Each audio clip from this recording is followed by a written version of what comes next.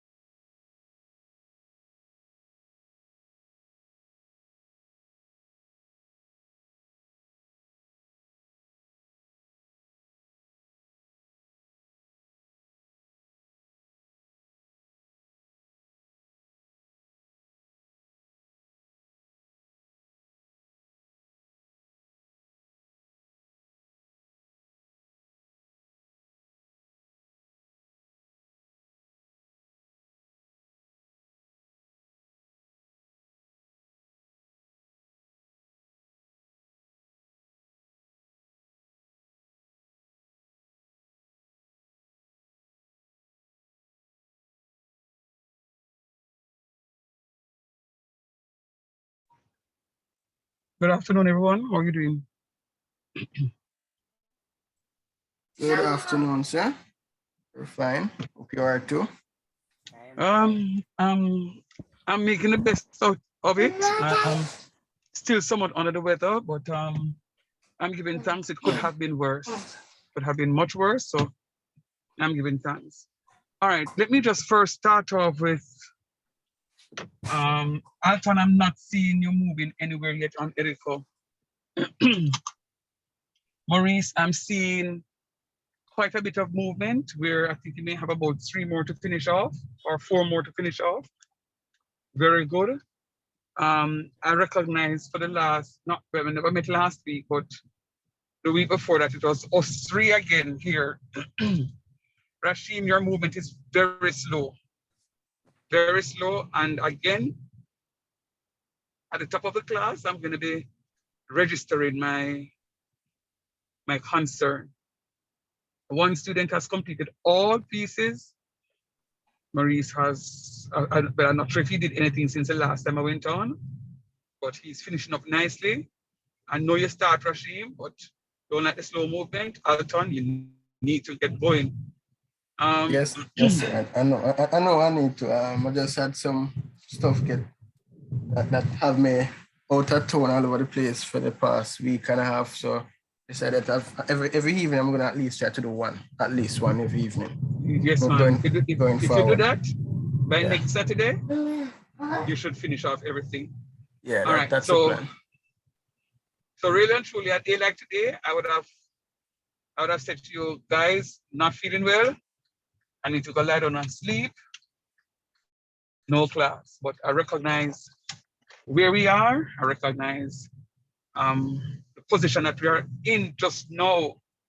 And I'm going to ask you the same energy that I'm taking is the same energy I want you to take. Um,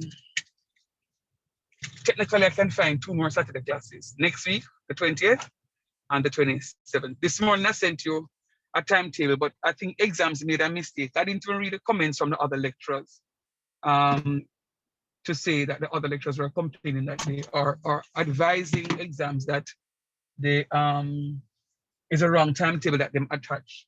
I was just all too excited to send out the timetable to you until I was in my 8 o'clock class this morning when the students pointed it out. So I just quickly said something to you guys that, my bad. As soon as the timetable comes, the corrected version comes, I guess that's Monday, God's willing. I will let you have the updated version. 2 weeks and then course is done. You guys write your exam. Exam begins, I believe, on the 29th of August and runs up to the 9th of September. Um, very critical.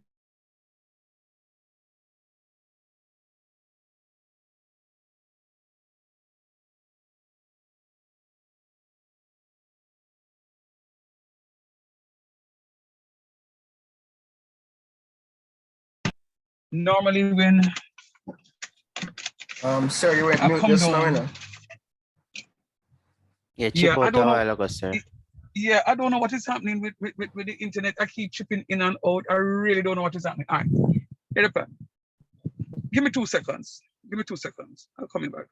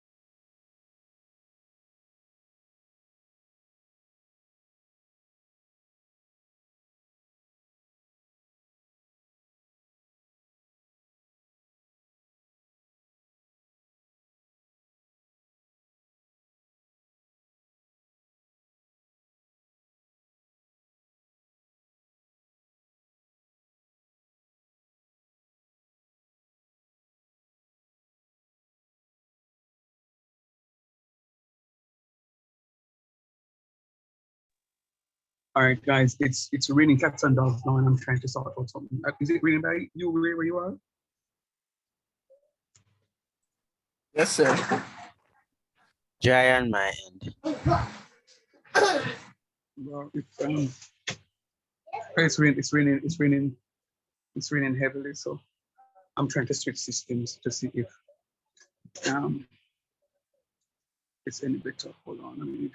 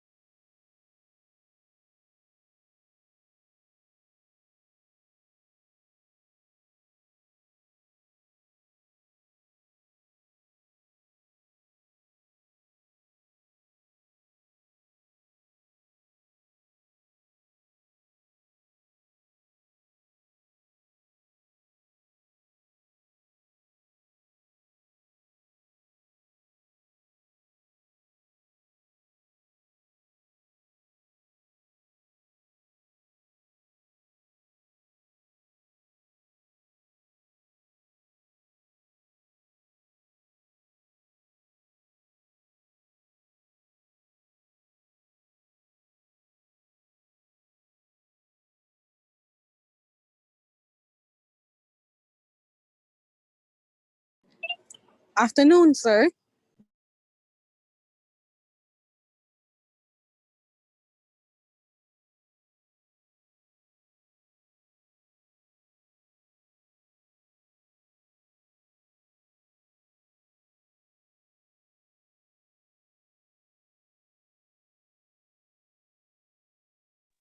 Boy, Dave, you. Thank you for blessing us with your presence.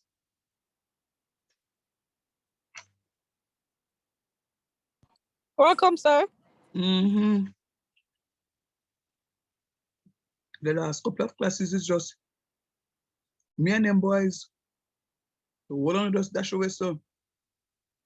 No man, sir. Because since I soon keep, them have me in the office pan Saturday and on Sunday, sir. Oh, you work at Satin? Yeah. Oh, Osh. So it's the first Saturday I get on one piece of break. Come all I go in tomorrow. Never mind. Urban Guani, because we still eat lobster and shrimps and calamari. So when you get the big money, you laugh. You can come back with your food.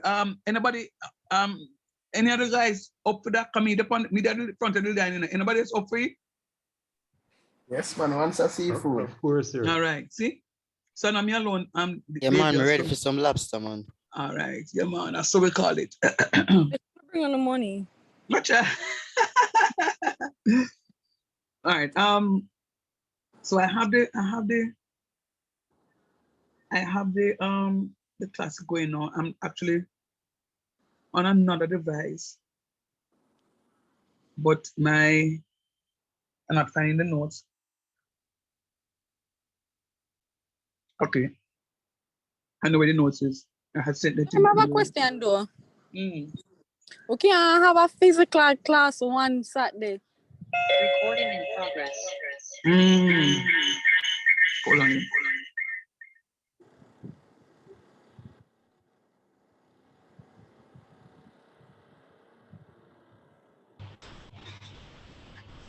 All right, David, the truth of the matter is, I don't know how that is going to be possible again because I was saying to my class this morning that normally when I'm under the weather like this, well, today is my very best day for the last 2 weeks. I am not COVID. It's not COVID, right? It's not COVID. But I was coming down with the flu and then I tried to suppress it. And as I normally would, and this is the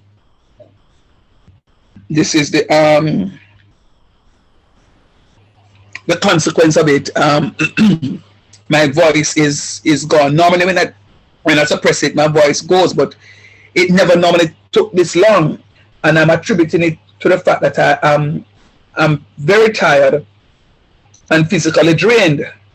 So I am going on a break for the next 2 weeks. Nonetheless, I will still have your class.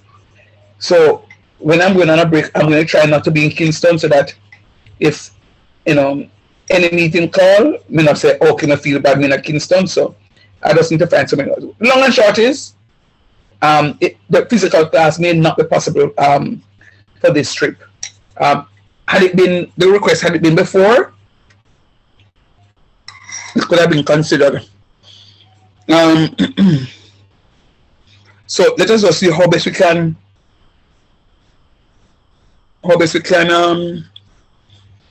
use what it is that we have. But I was saying to the guys earlier when we joined, Davia, one person finished.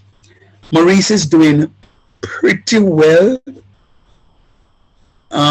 But the others of you are so far behind that I don't know even if a face-to-face class will necessarily help you to see where exactly you are. So Alton promised me that he's going to see how best he can navigate one assignment per day for the next couple of days to say that he can complete the stuff. I am worried. I'm worried that you guys not going to be able to finish off the stuff. Me not like you. I'm very worried. And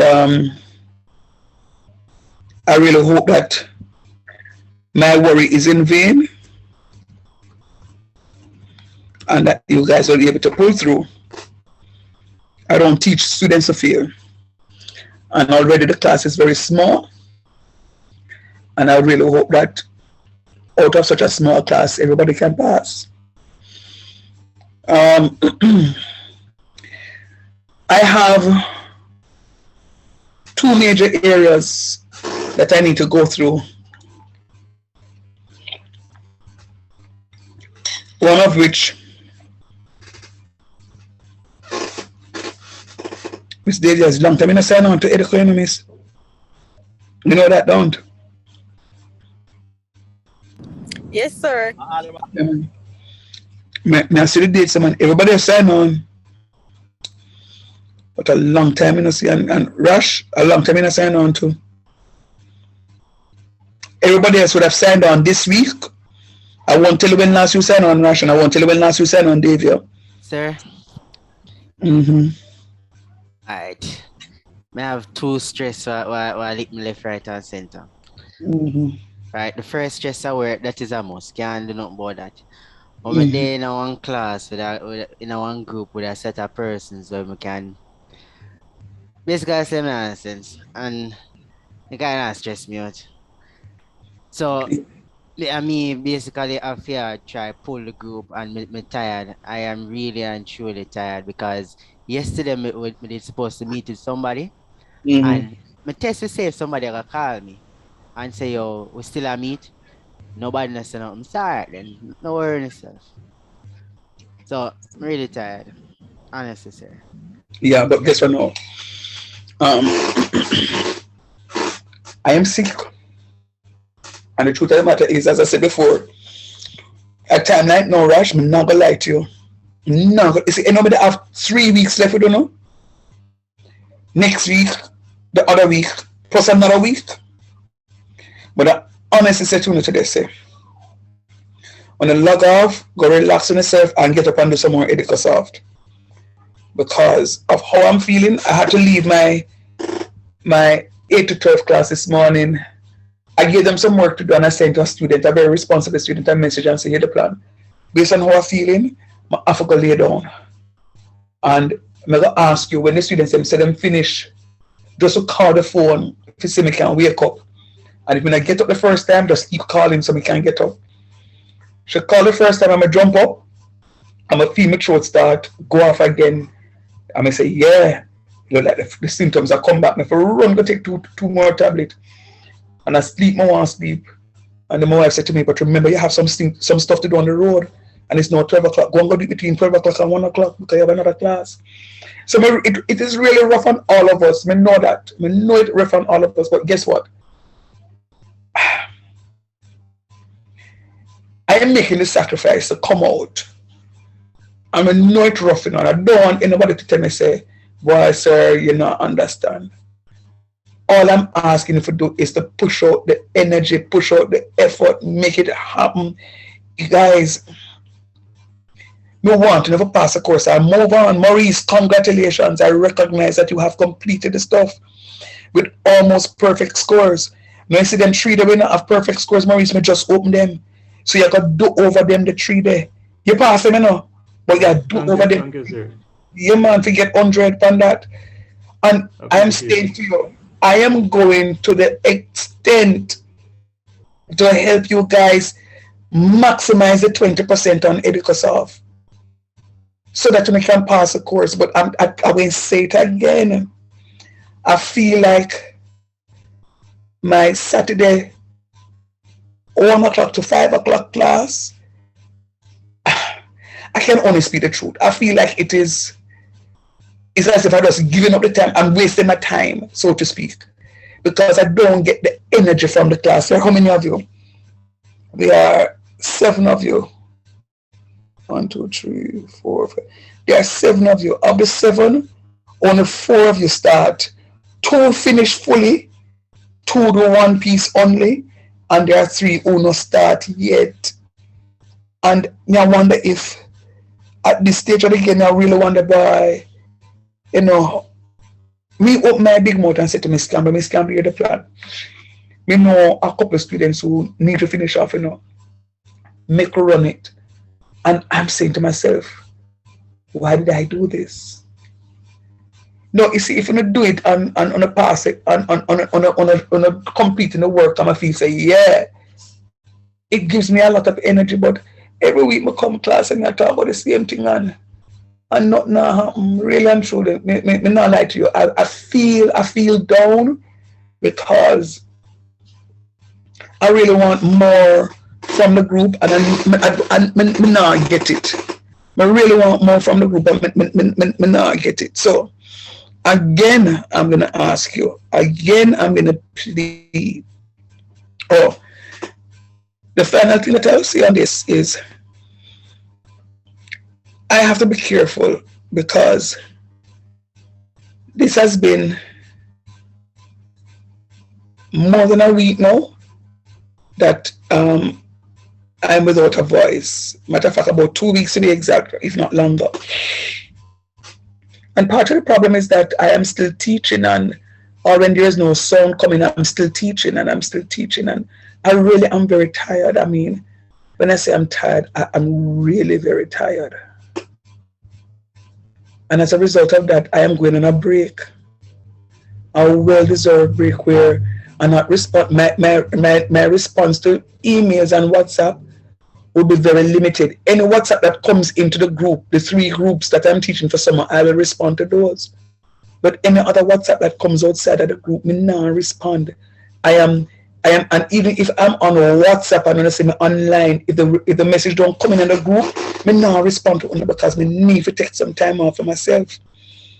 What I'm saying to you is your exam begins on the 29th of August and it runs through for 2 weeks and ends on the 9th of September. I can't tell you which day over those 2 weeks when your exam is going to be, because erroneously it's a wrong timetable I sent off to you. Well, they sent off to me that I sent off to you. You see when those papers, if when I'm on my break and your exam comes and I get up one night and I say, okay, I can mark off this set of paper, you see, as I mark off the paper, I'm closing out editors off, whether or not you finish. That's the point I'm making, you know.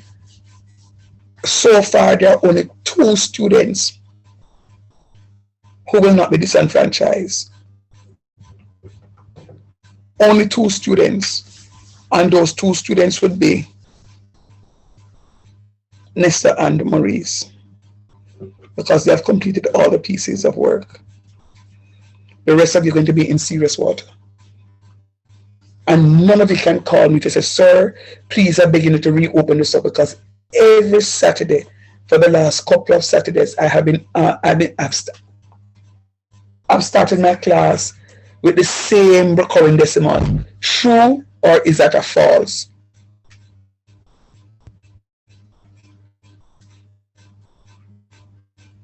I don't hear a response. Is it true or is it false? Yes, sir. Yeah, man. So I'm going to beg of you again, guys. Please, this is my final plea. My final plea. Find some time, Rash. You come home, and that's the beauty about studying online. I mean, in the evening. I've done that 2 times. Twice in my academic life. You have to find the time at night.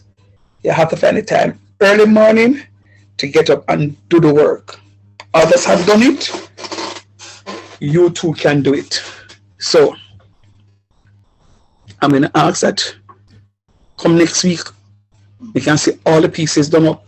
Me now reopen nothing for nobody until them finish off everything. May All right? I have some time to this, sir. Please, So, please, yeah. Like I please. say, me go put it, me go shuffle up my schedule for today because it rough, but me go put it in today and see how much me can do. Rash, me understand, you know. Understand. I know you understand, man. Yeah, Sir. but me want you understand my position. Me want you pass the course. Me don't want to see your face again at calculus. Me want you pass and come on so you can earn a little money. So me call you and say, oh, me want to go to Europe, set up a ticket. You can buy one ticket and say, boy, I teach, go on. I really want you to finish out, but I feel like I'm not getting the energy from some of you. Maurice was in a bad state, you know. Maurice never started until almost about 2.5 weeks, 3 weeks ago, and see him take the time and him finish off. So I really want the rest of you to just do something. Dave, don't let me fall out, miss. Just do the thing, man. You can do it, you know. Only can do it. All right. So what I'm going to move into today, the truth of the matter is, based on how I'm feeling, I am not going to say to you that I'm going to be here up until 5 o'clock. I'm going to be here as long as I can. I am going to, however, start and finish a topic with you. If it means that I have to go up until 5 o'clock to finish a topic, I would definitely will.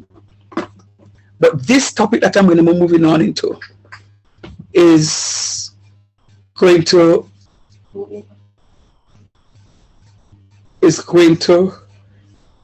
be on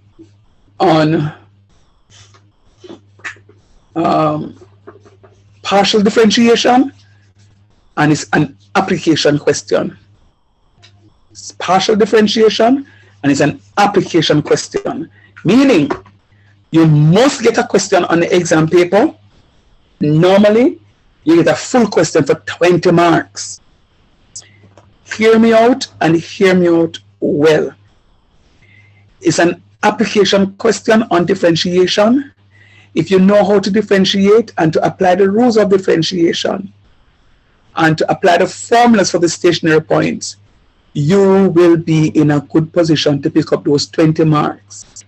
All you have to work for technically, is another 10 more marks out of the other 2 questions to know that you have a 50%.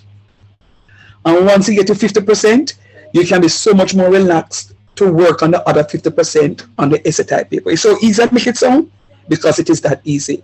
You attack the question that you have most information about first, and then you deal with the ones that you have limited information about thereafter. And when you do that, I guarantee you 100% you must pass the course. You must pass the course. So what I'm going to be doing today is, as I say, I'm going to go into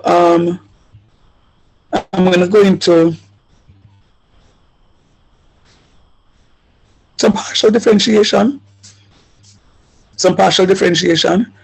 and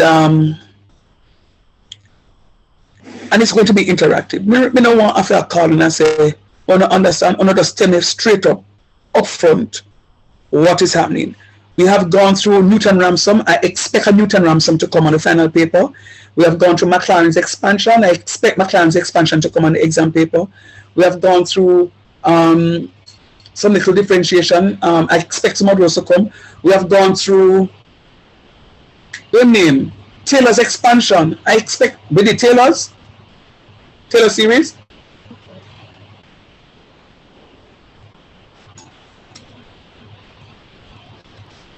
Hello? Sir, I don't think so, no, sir. Yeah, I don't I think can so. recall. But sir, I think you were supposed to send. No, hold on, Rashid, hold on. Because from my limited memory, Alton is saying that him don't think so. I think probably that was the last class that we had. Alton was the one who was helping me to teach the rest of the class the topic. Oh. No, that wasn't Taylor's. It was Maclaurin's? No, I never Maclaurin's. Shapizidal. Yeah, Chapizidal. Yeah, it was Shapizidal. Yeah.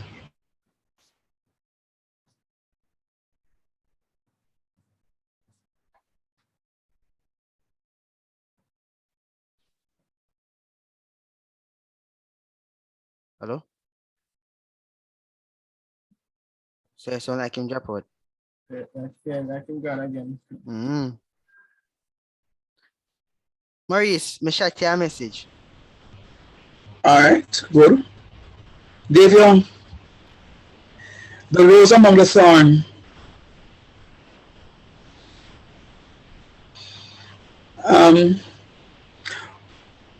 Have you been going through the recordings, my dearest?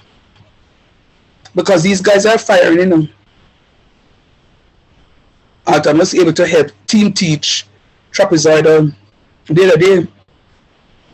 So my name understand it. And no data gone silent on me.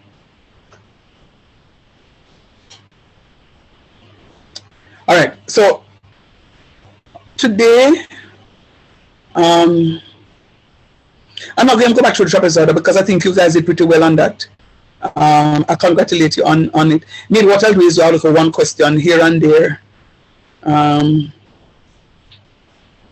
right, you know what to do?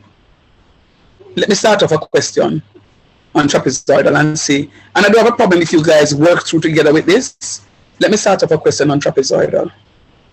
And give you some time. I get an opportunity maybe to about like a 15 minutes to just rest my voice. Let me share the screen here. And I want you to work through, as I said before, and we can work through together. Did we do a question in class on trapezoidal? Did we do what? Did we do this question on trapezoidal? You don't remember seeing that diagram, don't? No. I don't think we did it. All right. But sir, say it again. I think you said that you were going to send us some questions, sir. I didn't. No, I don't think I'm so. rush, man. You know, if you not send the question, right? You know, say me look at Me ain't remind. remember nothing until Alton side chapter side with that work on the last time. I No, ain't man, remember nothing. remind me, man, because let me tell you what happened. Okay, I remember what happened now. We never had a class last week because it was a holiday, and the week before I was in commute. Remember I say you couldn't hear me sometime? Yeah, yeah. Yeah, man, I was in commute, so guess what? You know, remember after me reach back home? No, man, if you not see it, man, just send you a quick message so me can just send you off stuff. All right, I'll send it off to you today. Um, try all four of you.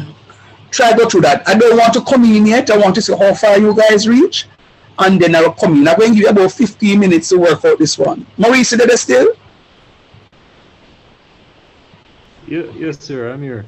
All right, good. So start for me, please. I give you about 15 minutes and then I'll come in back here. All right. Bless up. Oh, and incidentally, I don't know what question CCCJ will send to you. This is a past paper question. This is past paper May 2019. I don't know what questions will come on the exam. And I'm not saying that this question is coming, but since it's a past paper, CCCJ may say, here the plan. It's long time we don't run this paper, this question, let us put it there. So try and understand, because at least if a question comes back that will work as past paper, hooray for you, full marks. So on the mark, get set, go. I'm right here, just get mute, rest my voice at it.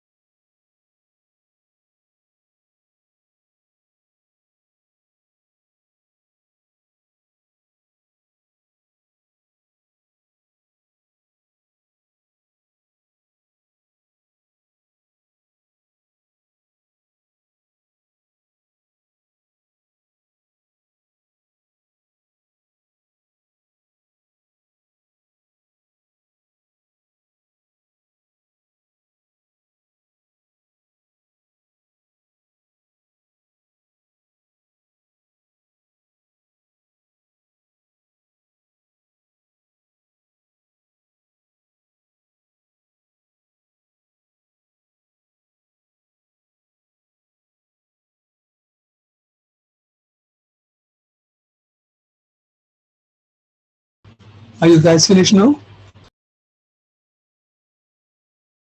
Not yet, you know, sir. All right. 2 minutes.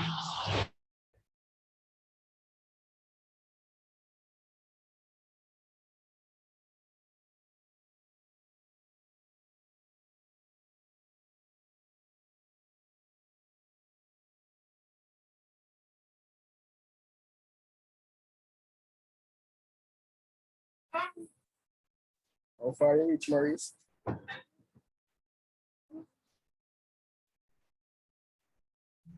You know, the final, well, no, not the final part. Hold on.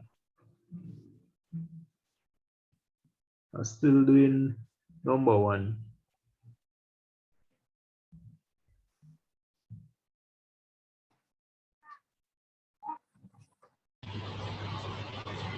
Part 1. Right, part 1, part 1. Okay, that's fine. All right, continue.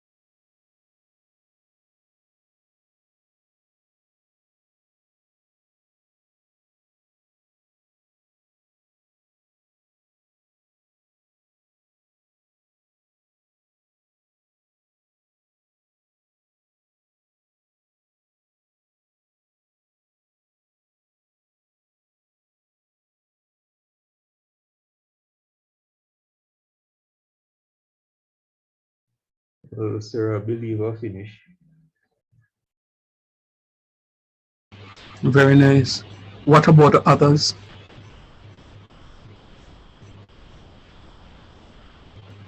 I'm finished. Say it again. I'm finished. All right, good. Rush. Hold on. Rush gone. Ramesh. You can't just sneak up into the class and everybody honest good afternoon, you know. Yeah, sneak up in the ISO. You think the question, Ramesh? No, sir. How long ago you here? Like around 15 minutes now. Okay. You, you finish the first part? I'm not really know if you do it because I was never there when you go over it. All right.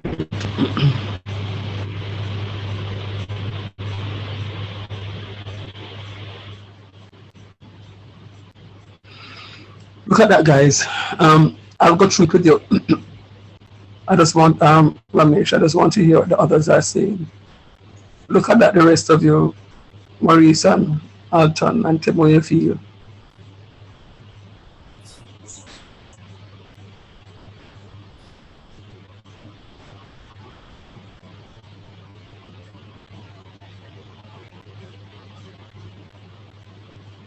So far, so good. I've all of that so far. Nice. Maurice, what you My saying? thing, no, my thing after, yeah, there was a part where,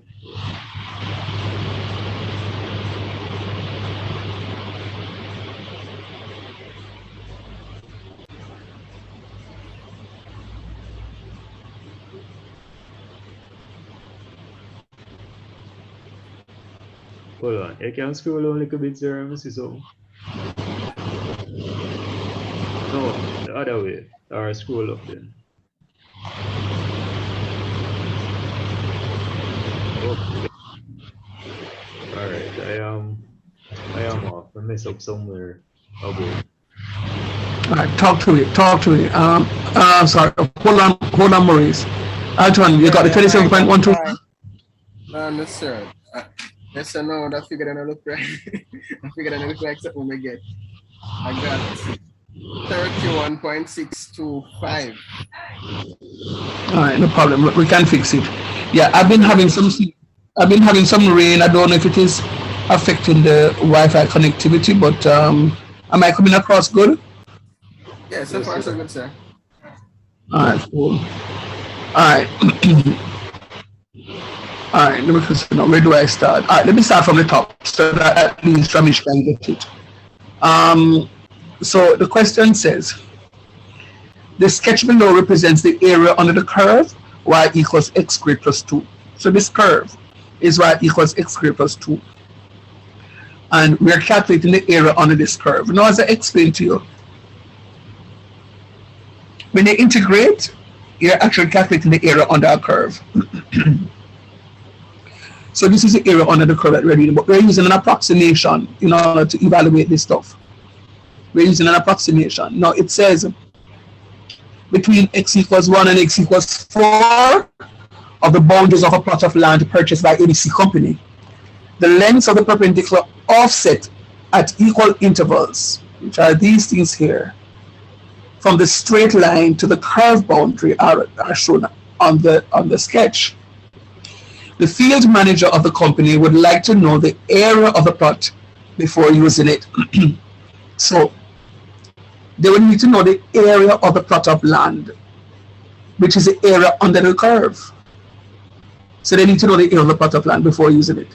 So they're asking us to calculate the area of the plot of land using the trapezoidal rule. Now, they don't want to use, the first part of the question never asks us to use direct integration. If you look at the second part, it says, if the direct integration gives the exact answer as 27 square units, find the percentage error in your answer to one above. What we need to find is the based on what it is that the second question gives, it says the exact answer to be 27 square units. It means then that the answer that you should get for first part shouldn't be off too far from the 27, seeing that the approximation gives, seeing that the trapezoidal rule gives a good enough approximation to the area under the curve. All right. So now, and it says between x equals 1 and x equals 4. How many trapezoids do we have?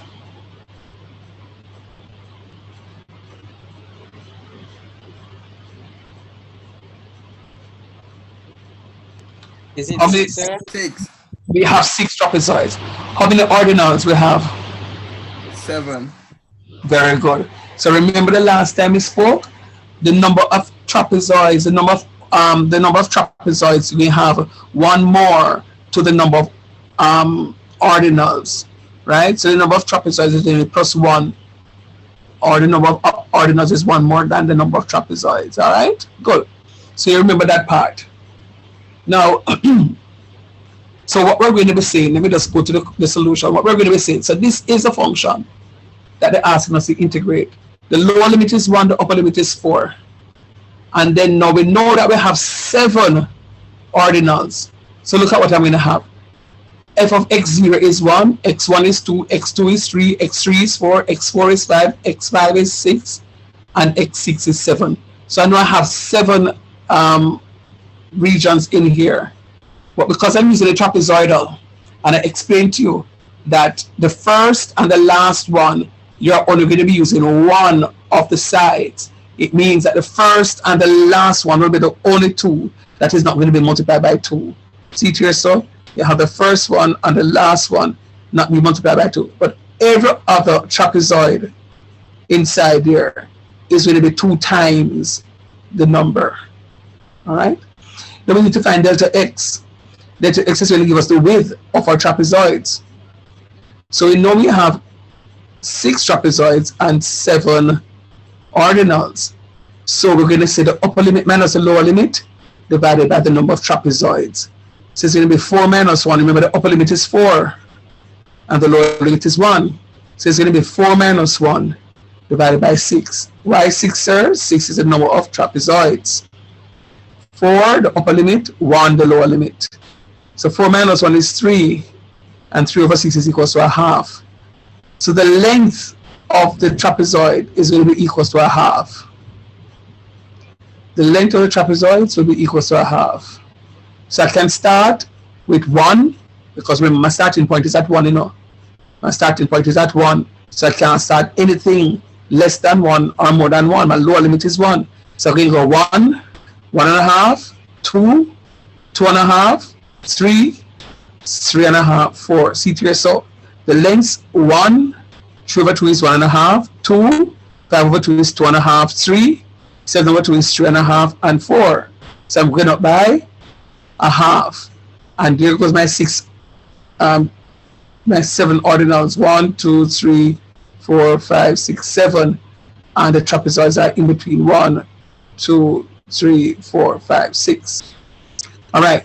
Now, we know that delta x divided by 2 is going to give us our part of our formula. So what I did first was to calculate my delta x, which is equal to a half, which is the width of the trapezoids, over 2. I'm going to get a quarter. Here goes my function. Then everywhere at the interval point, I'm going to substitute these into my function. So anywhere in f of x I see x, I'm going to put 1. See it here, so 1. 1 squared is 1. 1 plus 2 is 3.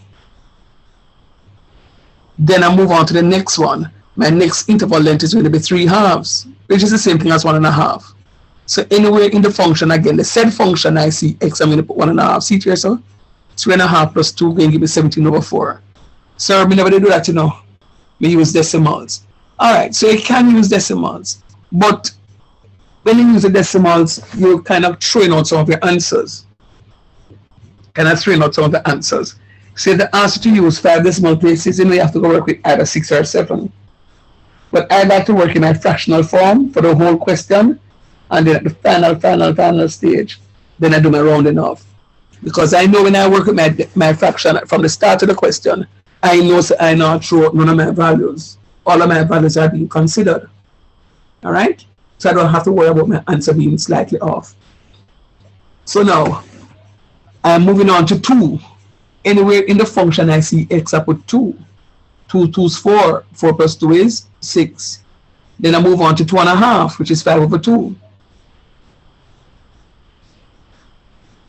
5 over 2 squares plus 2 is 33 over 4. Then I move to 7 over 2. No, I move to 3. 3 squares is 9 plus 2 is 11. Then I move to 7 over 2. 7 over 2 squares is 49 over 4 plus 2 is 7 over 2. So 57 over 4. So forth and so on. My question to you now, Anton said that he got those values 3, 17 over 4, 6, 32 over 4, 11, 57 over 4, and 18. Did anybody else get that stage, up to that stage?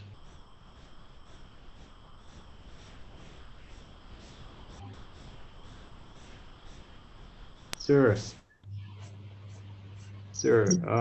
I got that partially because I made a mistake and I start the ordinals from 0 instead of starting from 1. You hear me? Tell me why you did that, Maurice. Yeah, I just realized my mistake because I wasn't following the range that the question stated originally. What was your upper limit? It's 4. All right. So technically what you have done is to do a different question. Yeah. Right. So the man will mark it down on that. All right. Yeah. All right. Good. No problem. I'm not Rash. Ramesh. Yes, sir. Are you following so far? Yes, sir. I'm following him. Alton, where you stay? You see you got this, Alton. You still good? Yes, sir, I got that part. It's just the final answer. I'm seeing a different answer on mine. So I'm just going to look back and see where exactly I went from. All right, then no. So the final part of the question now is for me to put in the function, the values into the function, right? We will have 7 ordinals. So each of the 7 values now will take a position in a formula place. So say I have 3, then 2 times 17 over 4. So the 3 here, so this 3 is going to stand by itself. So is this 18, because those are 2 end ones. But again, have 2 times 17 over 4, plus 2 times 6, plus 2 times 33 over 4, plus 2 times 11, plus 2 times 57 over 4. See them here. And all I need to do is evaluate. And when I evaluate, I'm going to end up 217 over 2. Sir, that is my concern, at 217 over 2, because I am getting 253 over 2. No, man, you check yours again, man. Check yours again. I checked it 3 times already. I get to the 253? 253 over 2. All right, let me go check mine. The rest of you start working, please. Let me go check this one. Alton, you said me right? It's I forgot to buy Maurice a bottle of beer. No problem. and if me wrong, yeah. I'm going to buy you the beer. All right. Cool. Sir, before they get us scroll up back little, please. Need to look on something again. Yeah, thank you.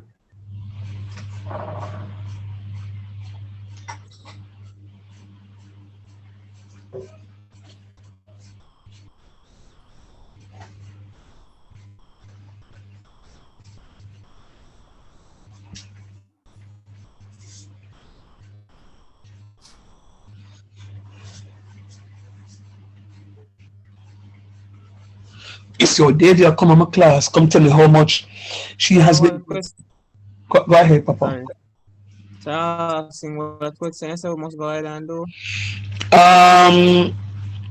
This part here, so with a 1/4. The 3 plus 2 times 17 over 4 plus 2 times 6 plus 2 times 33 over 4 plus 2 times 11 plus 2 times 57 over 4 plus 18. You get 217 over 2. Somebody up here.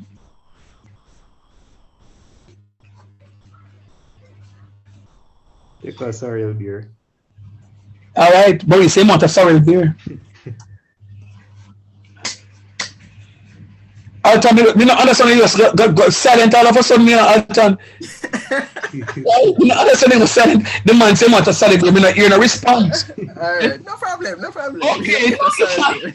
Not the silent on the summer, so. Hey, look, I'm here to go buy a 6-pack for everybody in the class. Come on, man. All right, check it again, Alton. Make sure you put the parentheses properly. I want all of you to check it. Yeah, I did that just now, and then I'm getting the 217 over 2. But Osh, you're one sorry beer poorer. Yeah. All right, good. And then now you multiply that by 1/4, and it should get 217 over 8. Yeah. All right. Maurice, Ramesh, how to stay right there? So how to feel?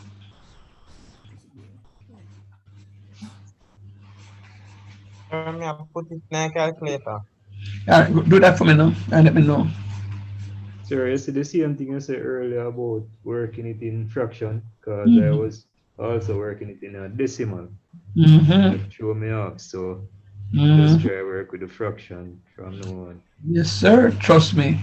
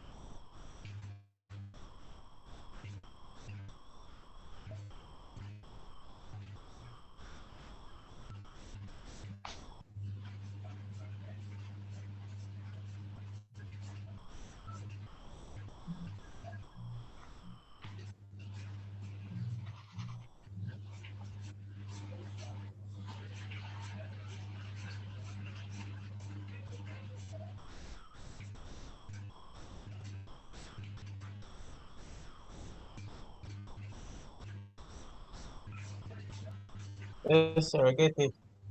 Nice. All right, to make sure you stay. Sorry. All right, watch me now. So that's the first part of the question.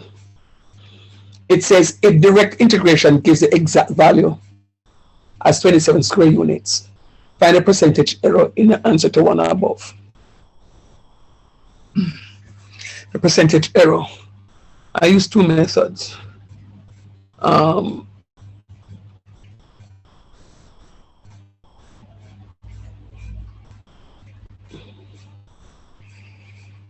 the second of 2 is better, but anyhow, let me ignore that one.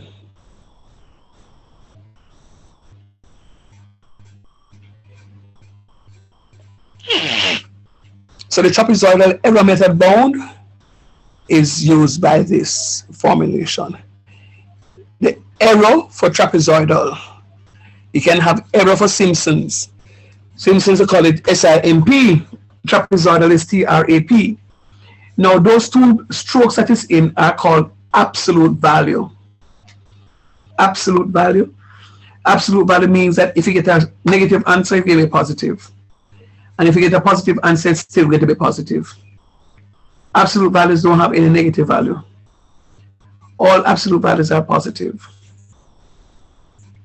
All right. Now, it's going to be k times b minus a all cube over 12n cube. 12n squared, sorry. K b minus a all cube over 12n cube squared. And b minus a is going to be the upper limit minus the lower limit. And the upper limit is 4 and the lower limit is 1. So 4 minus 1 equals 3. So that's what b minus a is. So it's going to be 3 cubes. And then now n is going to be equal to 6. Why 6, sir? N is a number of trapezoids, always. And k, look at how we find k. We're going to differentiate the function. Recall, remember the function is x squared plus 2. Function is x squared plus 2. We're differentiating the function. When we differentiate the function, we're going to get 2x. When you differentiate the function, we're going to get 2x.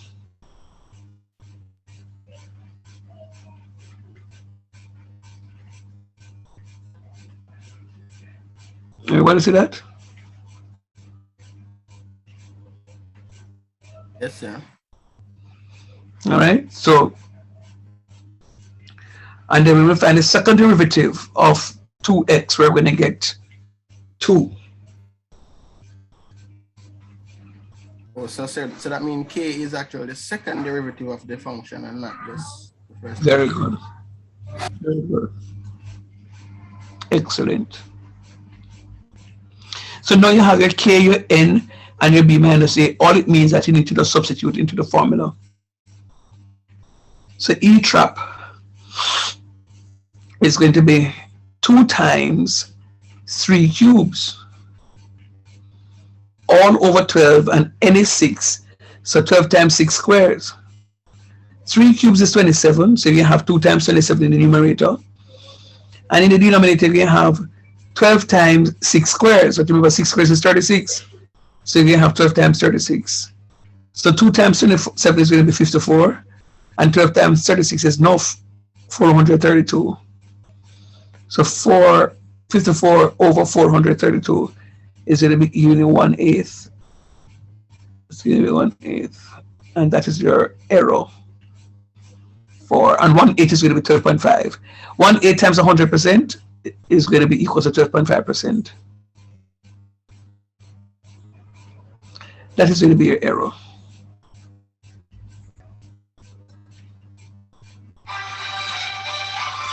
That is going to be the error. All right, look at that for me, please, and let me know.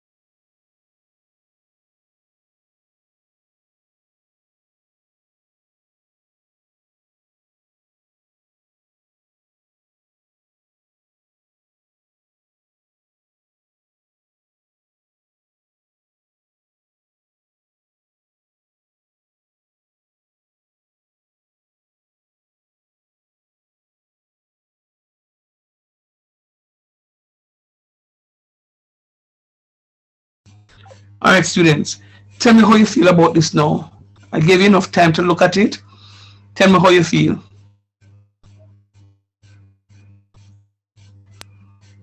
Well, it's just a bit different anyway. I wasn't expecting that. I wasn't expecting that because when it says the percentage error, I was figuring it is the answer that we get, the difference. I'll just find the difference between it and the 27 and the percentage. But all right. So let me. So this is what you did and got 0.46 down. I think yes. That's what I got. Yep. All right. Now, the truth is, if you did it this way, I would have given it a mark. Oh. But I would still have to introduce this formulation to you. Right? But you recognize that there's a difference. One says 12.5%. Yes. And one says 0.46%. Right? But if you still get the full mark, excuse me. If you did method 1, I'd have given it the full marks. All right. Okay. That's what I did actually. Right, I'd have given the full marks. I'd have given it the full marks. All right, how do you feel with that? It's doable. All right. I feel better. Yeah. Nice, doable. All right. All right, we need to move into the other area now. Hold on a minute there.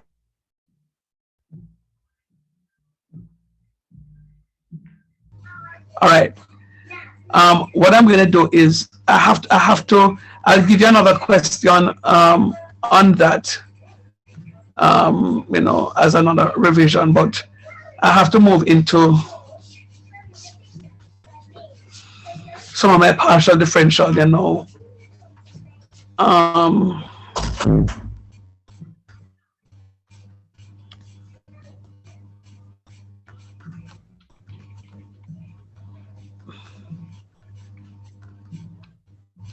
my multivariable function.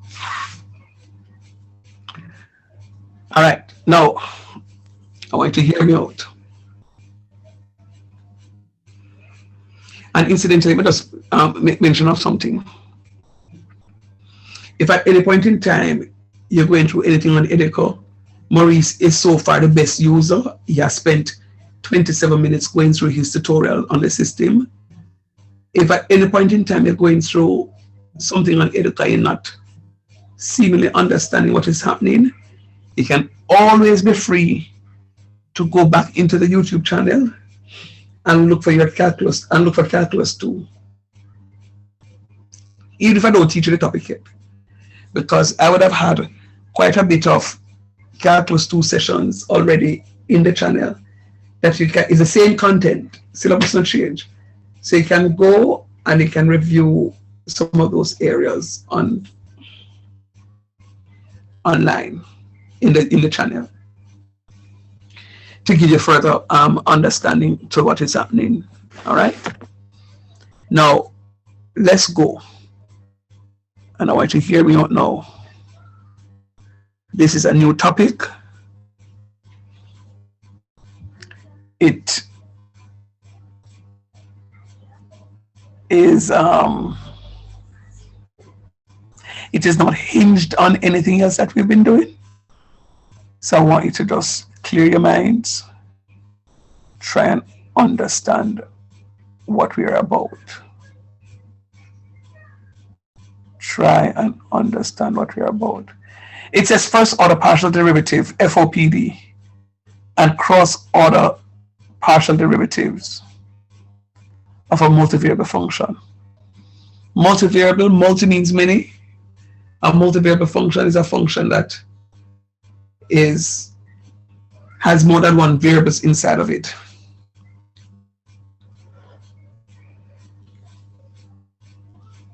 And if you don't want to use the word variables, you can use unknown. So what we've been working with all along are single variable functions. Function only involving x. Them one here now have both x and y. Let us look at the first example. It says given that f x comma y is equals to 4x cubed, y squared, plus 5y squared minus x to the fourth plus 9xy squared plus 2. Evaluate f subscript x of xy and f subscript y of xy. Now, don't worry about the function. Don't worry about the function. The function don't look nice. The function is 4x cubed y squared plus 5y squared minus x to the fourth plus 9xy squared plus 2. I'm differentiating a multivariable function. Hear me out. Hear me out. It's the same way as if I'm differentiating a product. The first times the differentiation of the second plus the second times the differentiation of the first. It's done the very same way.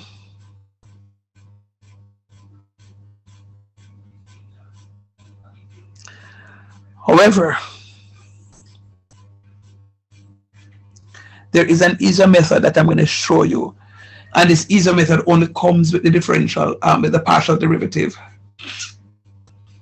This easy method only comes with a partial derivative.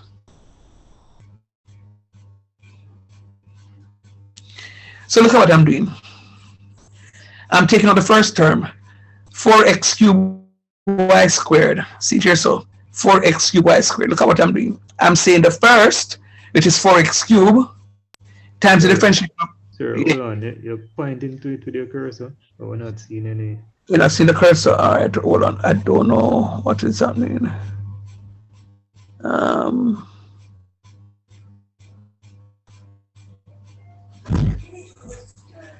Hold on.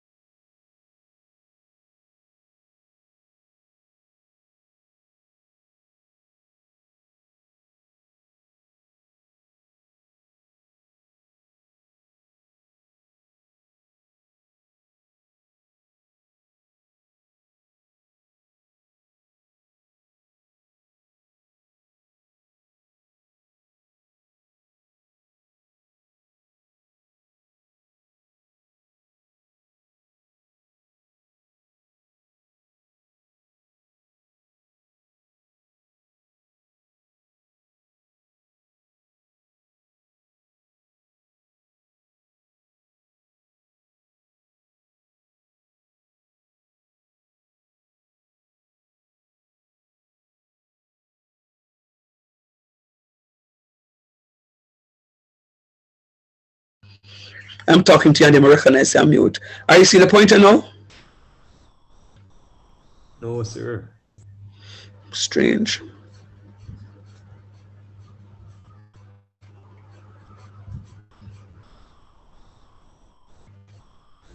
We're seeing it. Seeing a pointer now. Yeah. You see the pointer now, right? Yeah. All right, good. So what I'm saying to you, it's a first. Remember, you have 4x cubed y squared.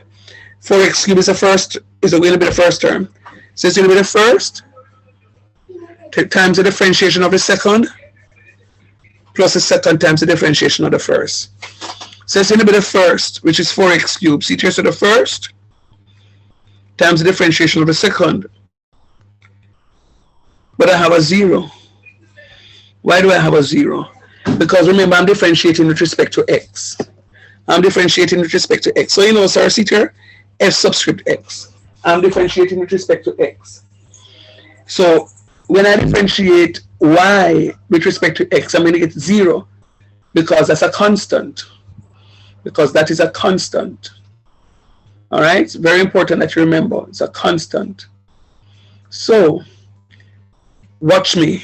Because I'm differentiating with respect to x, the differential of my y is going to be a constant. Watch me.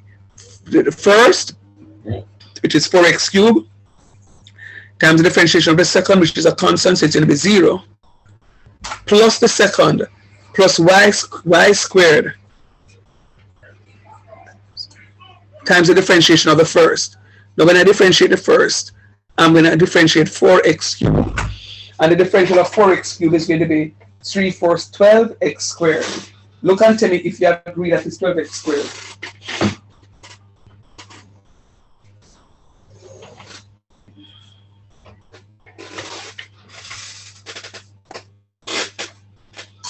You agree with me that when I differentiate 4x cubed, I get 12x squared? Yes, sir. All right. So let's go again. I want to undivided now. So it's the first times the differentiation of the second, which is 0 because it's y, plus the second, which is y squared, times the differentiation of the first, which is 12x cubed, x squared. Now 0 times anything is 0. So that goes to 0. And then I'm going to have y squared times 12x squared. So you're going to have 12x squared y squared. Agreed? Yes, sir. All right. Now, me don't want to do that way. That way is too long. But this is how I taught you how to differentiate a product. Watch me now. Story time. Once upon a time. You see them 4x cubed y squared. This one married. Why married, sir? Because the x cubed and the y squared are together. You cannot separate.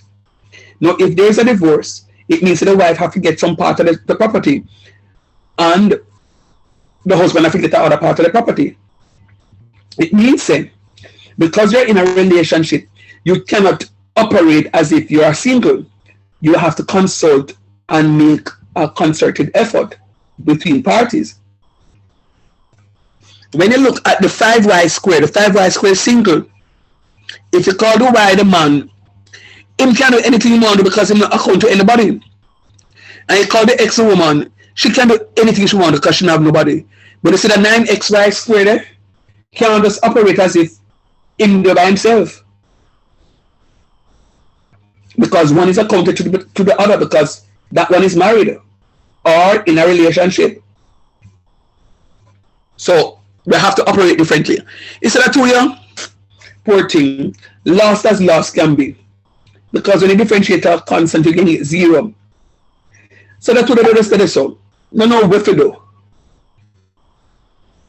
All right, now watch me. If you understand that concept, when you have the x and y together, they're married and you can't dash one of them. You have to keep it. So all when your husband not talk or your wife not talk, and you have children, the conversation must continue between and among the children. All right? So watch what I'm going to do. Watch me. This is my function 4x cubed y squared, and I'm differentiating. Now, watch me and watch me carefully now. It's because I'm differentiating with respect to x, but we're going to do this y squared. We're just going to carry it back and put it right here. So, see the y squared right here. So, because the conversation is only with the wife, which is the x, sorry, and don't include the husband, which is a y, I'm going to put by the husband here. And then just go ahead and just differentiate the wife. The differential of 4x cubed is going to be 12x squared. So my answer will be 12x squared y squared. See here? 12x squared y squared. That's the same thing we get right here. So out of this one here, so are the piece I'm going to show you right here. So which one you prefer for use?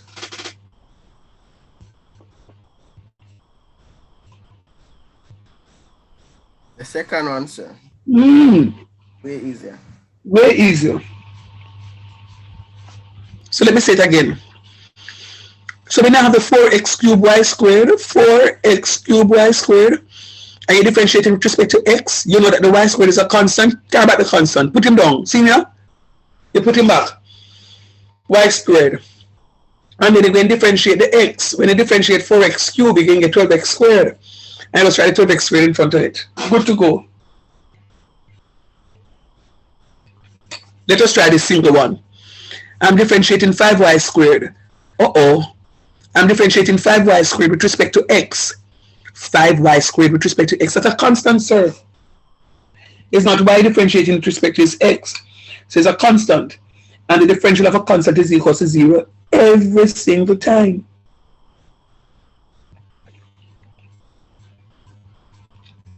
The differential of a constant equals to 0 every single time.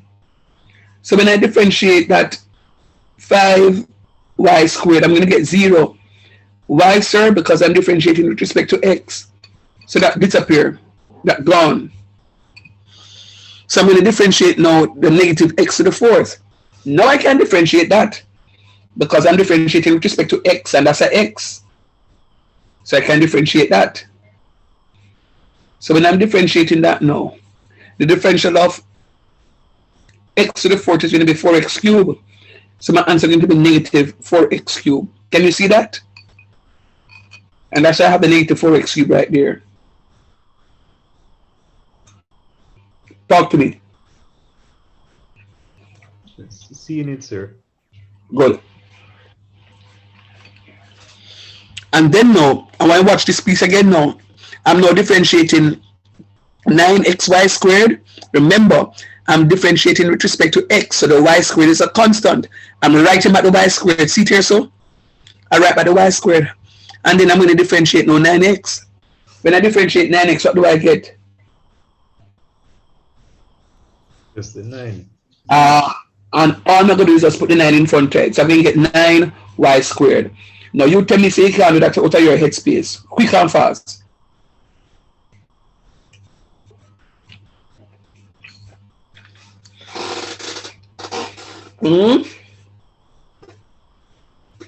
Yes, sir. Damn. Simpler than the first method. Yeah, man. The first method has its space, you know. But you see, anytime I'm teaching partial differentiation, I don't use the first method because it's too long. It's way too long. But when I'm teaching you, when I'm introducing product rule to you, I have to use the long method. Must. All right, so all we do now, we just, well, I want to fix up now. We could try the differential with respect to y. We're differentiating with respect to y. Watch me. So since we're differentiating with respect to y now, it means that my x is constant. So I'm going to write back my 4x cubed. See it right here, so? I write back my 4x cubed. And then I'm going to times it now by the differential of y squared. When I differentiate y squared, I'm going to get 2y. So I'm multiplying by 2y. So that's why I have the, remember this dot means multiplication. So times 2y. I'm differentiating with respect to y. So you see the first time, we'd have to throw out the 5y squared. We can't throw it out again now because see, our y we are talking about now. So when I differentiate 5y squared, I'm going to get 10y. So that's why I have the 10y right there. So, but watch this.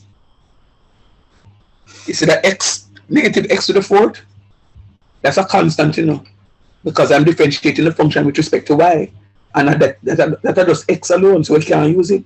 So we're going to when you differentiate that to get 0. Which is a constant. And then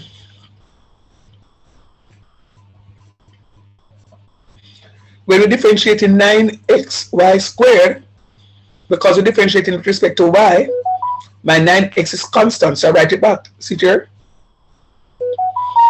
And then I'm going to differentiate my y squared. And when I differentiate y squared, I'm going to get 2y.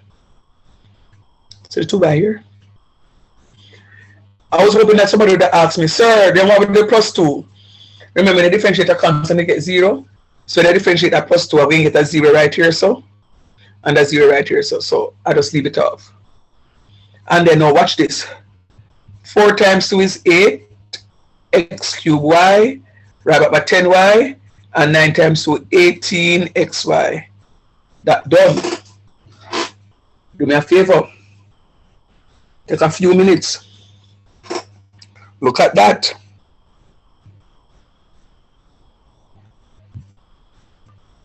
Look at my function given that. And I want you to work it through into your headspace again. Because you don't have minimum to give it in class now.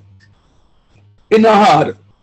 Just take about 5 minutes and just look through, or less. Look through. When you finish look through and think you catch it, talk to me so I can project one for you to do for me. All right? Start now.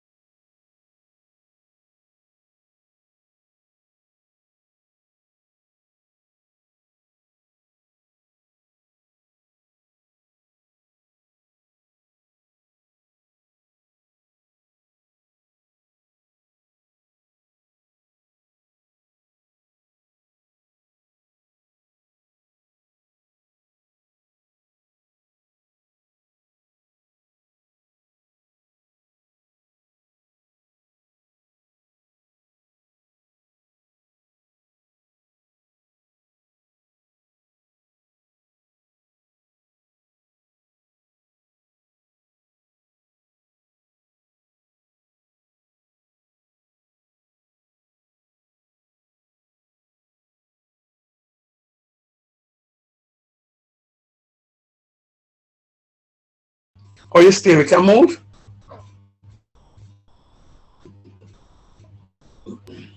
Yes, sir, you can. Yes, sir. Well, from my side, you can. All right then. I am going to project that one and ask you to try it for me. And I'm going to leave the answer up there for the first one. And then I'll project the solution. So take about 3 minutes and do the f subscript x. And then take 2 minutes to do f subscript y. And make us see how well you get at it. Don't disappoint me. You've been doing well so far. So just try and catch this one again.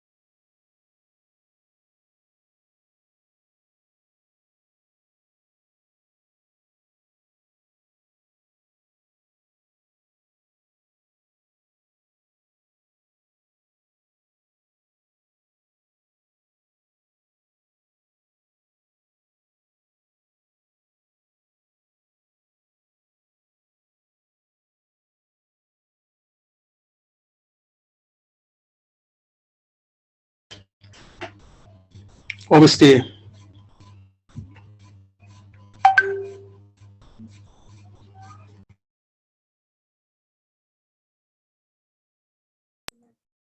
Almost through, sir. Mm-hmm.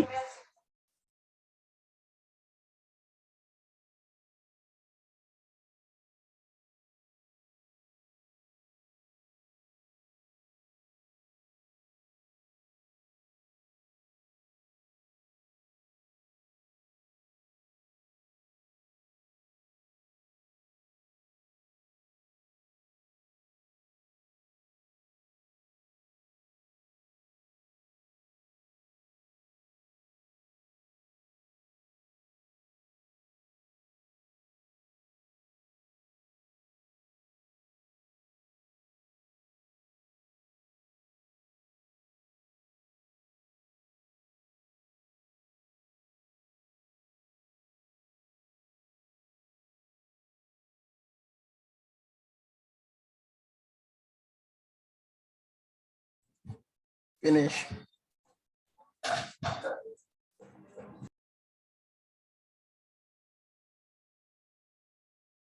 How that looks to you?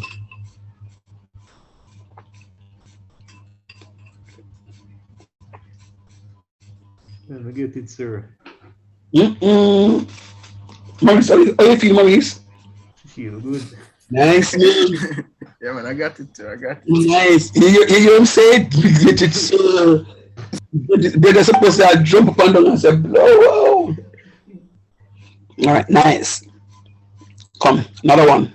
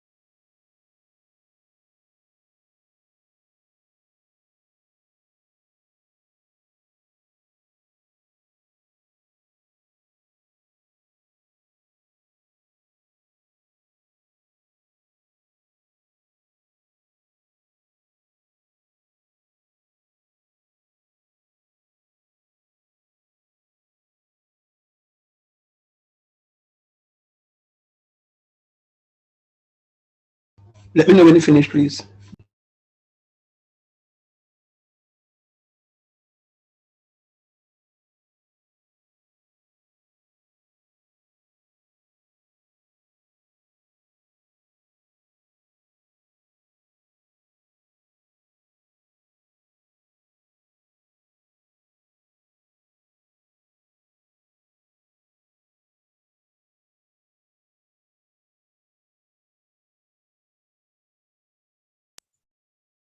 Finish.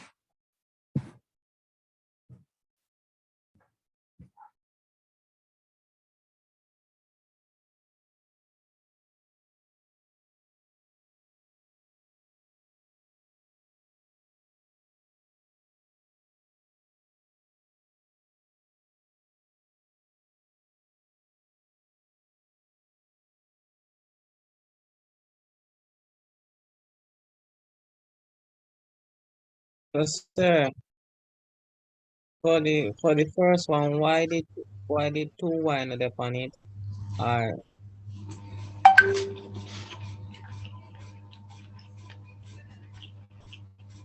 you hear me, sir? Value 2y not on it.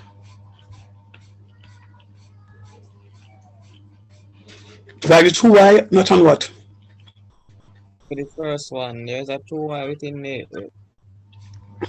So I thought it would be there. No, because for the first one, remember when you differentiate x, you can get, sorry, when you differentiate y, you can get 0 because it's a constant.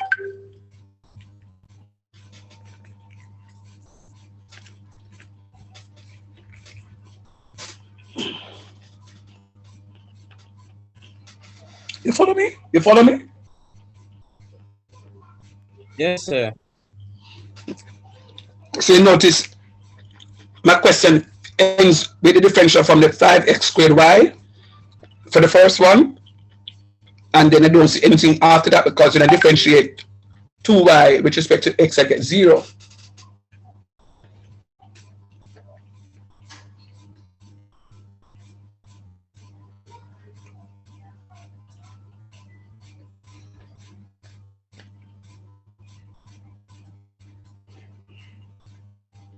Talk to me now. Yes, sir. Yes, sir. You ask me a question, I'm answering you now, respond to me. All right.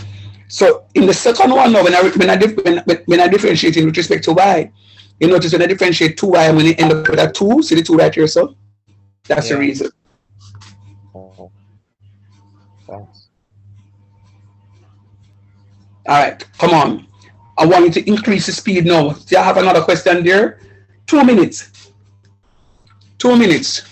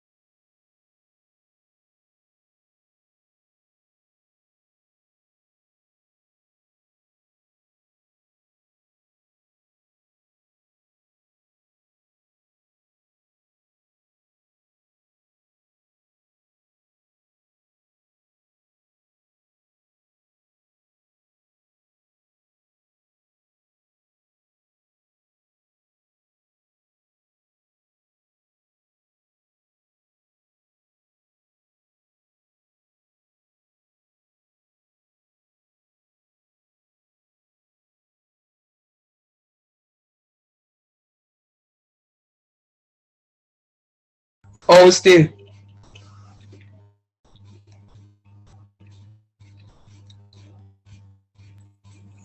I'm finished. So that's something.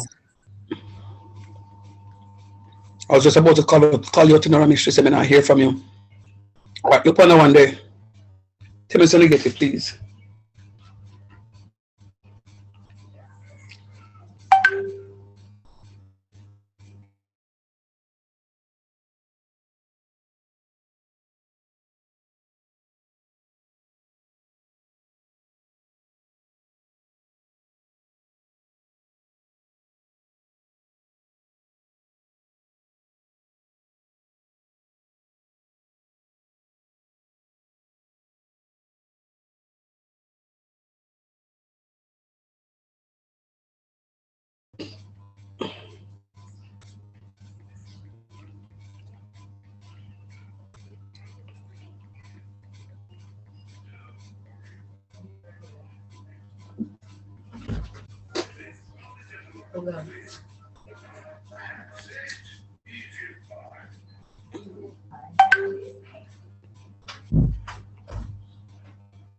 Hello, what about solution 4? Are you all with me with solution 4? Yes, sir. Yes, sir. Yeah, man, talk to me, man. Maurice, you gone again, Bridget. Sir, no, you could have got through that one. Here's something. Sure. All right, let's go. Um, so you have x to the fifth y cube minus xy to the fifth minus xy plus y, and you are differentiating. Remember, y cube is going to be the constant y because I'm differentiating with respect to x. So I'm putting back y cube here, and then I'm differentiating x to the fifth, and the differential of x to the fifth is going to be 5x to the fourth. Remember, I carry the 5 in front and reduce it by 1, so I'm going to have 5x to the fourth. See it here?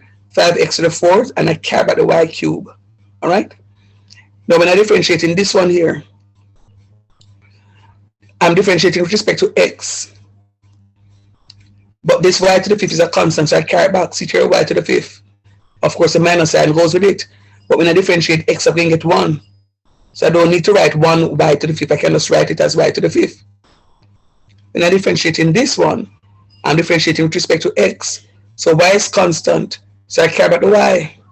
And when I differentiate negative x, I'm going to get minus 1. Bam. And when I differentiate y with respect to x is a constant, so I get 0. So that one ends this differentiation. Tell me that you see that one now. Yes, Yes, sir. sir. All right. Differentiating with respect to y now. It means that x is constant. So this x to the fifth is a constant, so I write it back. Oh. Right. I write it back. X to the fifth. Right here. So it's 3x to the fifth. I have no man to the x to the fifth here. When I differentiate y cube, I'm going to get 3y squared, don't it?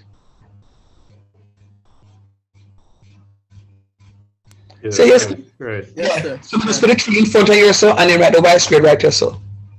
Instead of writing x to the fifth, 3y squared, we just put the 3 in front and just write the y squared. Again, here, so, when I'm differentiating negative x y to the fifth, negative x is a constant, so I write it back. See here, negative x. But when I differentiate y to the fifth, I'm going to get 5y to the fourth. I just put the 5 in front and put the y to the fourth at the back. When I differentiate in here with respect to y, the negative x is constant, so I write back my negative x. And when I differentiate y, I'm going to get 1. I don't need to write negative 1x. Negative x is the same thing. But when I differentiate y by itself, I'm going to get 1. And I write the 1 right here, so. See it? Yes, sir. All right. All right, I'm going to give you one final example on this one, and then I'm going to move into the cross partial derivative. Is it cross partial? Yeah, I think it's cross partial next.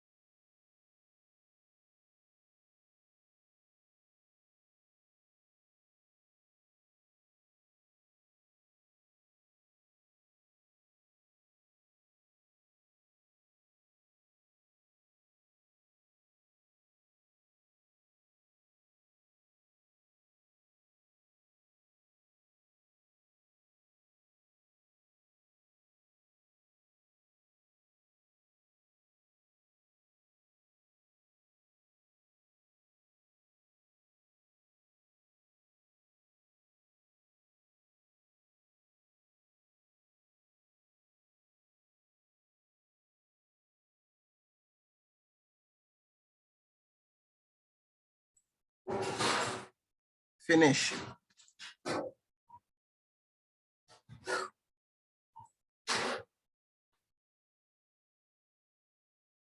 Check and tell me if you're right.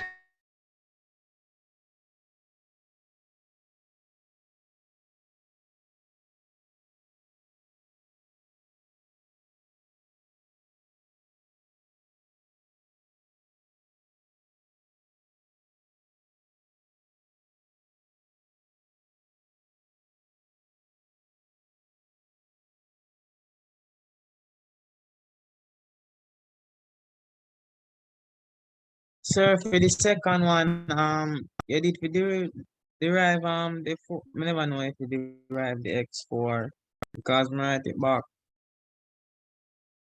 You didn't know that you're supposed to write back which of the x to the fourth? This one right here, so? The one to the end, sir, along with the Y4. Y4 or Y cube? Y to the 4. Yes, sir, because it, Yeah, because I differentiate it, yeah. So you know, you differentiate with respect to Y, you know. You differentiate with respect to Y. So you care about the X. So the X to the fourth, you're writing on the X to the fourth. So you're writing the X to the fourth because you're differentiating with respect to Y. So when you differentiate Y to the fourth, you're going to get 4Y cube. But all I did was to put the 4 in front of it and write the Y cube at the back. yes, sir. I'm just to pick it up. Nice, nice, nice. All right. Yes, sir. I got it. Very nice, very nice. All right. Second order partial derivative now. Now let me just give you some convention. You see, the f subscript x of xy can also be written like this. Squiddly f of xy over squiddly x. Squiddly f of xy over squiddly x. And the f of xx, which is the second partial derivative, is squiddly f of xy over squiddly x. And the yy is going to be squiddly f of xy over squiddly y. What I mean by that? And this is what I want you to do. I'm not going to give you any further instructions, but I'm going to see how well you can follow through with what it is that you have done before. Watch me. It says, given that this function is this, evaluate f subscript xx of xy and yy of xy. Hear me out, and hear me out well. What we have been doing just now is a first order partial derivative. We will just find f subscript x and f subscript y. Watch me. You see, when you find f subscript y and f subscript x, in order for you to find f subscript xx and f subscript yy, you're going to differentiate this function one more time in order to get f subscript xx. And you're going to differentiate this function one more time in order to get f subscript yy. Am I clear? Yes, sir. All right. Yes, We want to see how many of you can follow my instruction now to do that one. May I give about 8 minutes. Because I want to make, it's the first time I made one of these, so I give about 8 minutes. On the mark, get set, go.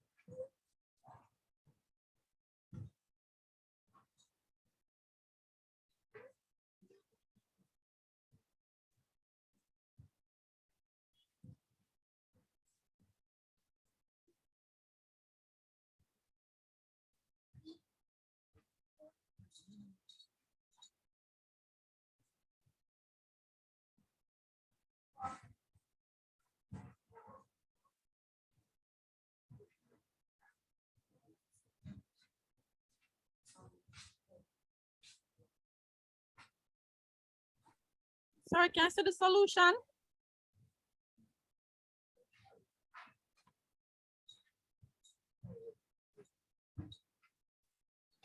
That piece is the first order partial derivative.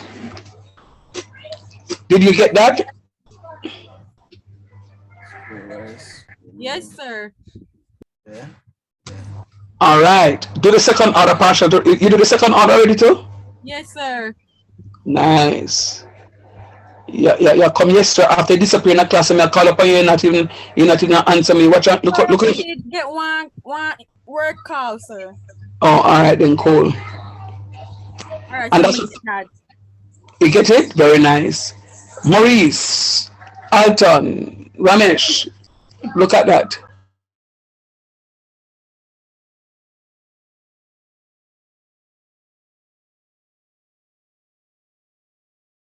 So I got the first part. I got all the first part. I'm just finishing the F of YY. Good job. Good job. In the meantime, Dave, you can work on that one in the meantime. If you finished, work on that one in the meantime, please. Very nice job, guys. Make sure I understand it, because I am moving into some. I may not be able to finish this topic today, based on what I have to do. But if you understand the differentiation, it makes the other parts of the question very, very easy for me.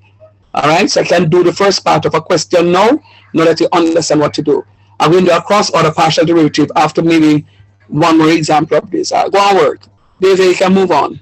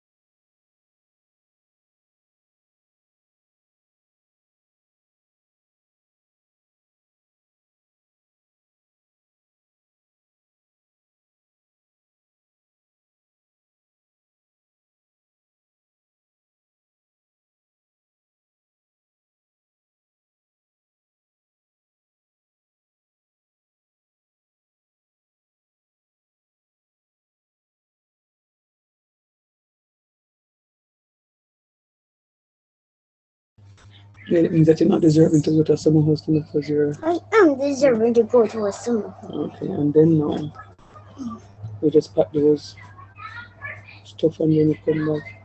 I want to go to Then get the tweeting of the birds. Hmm? And then get the tweeting the birds.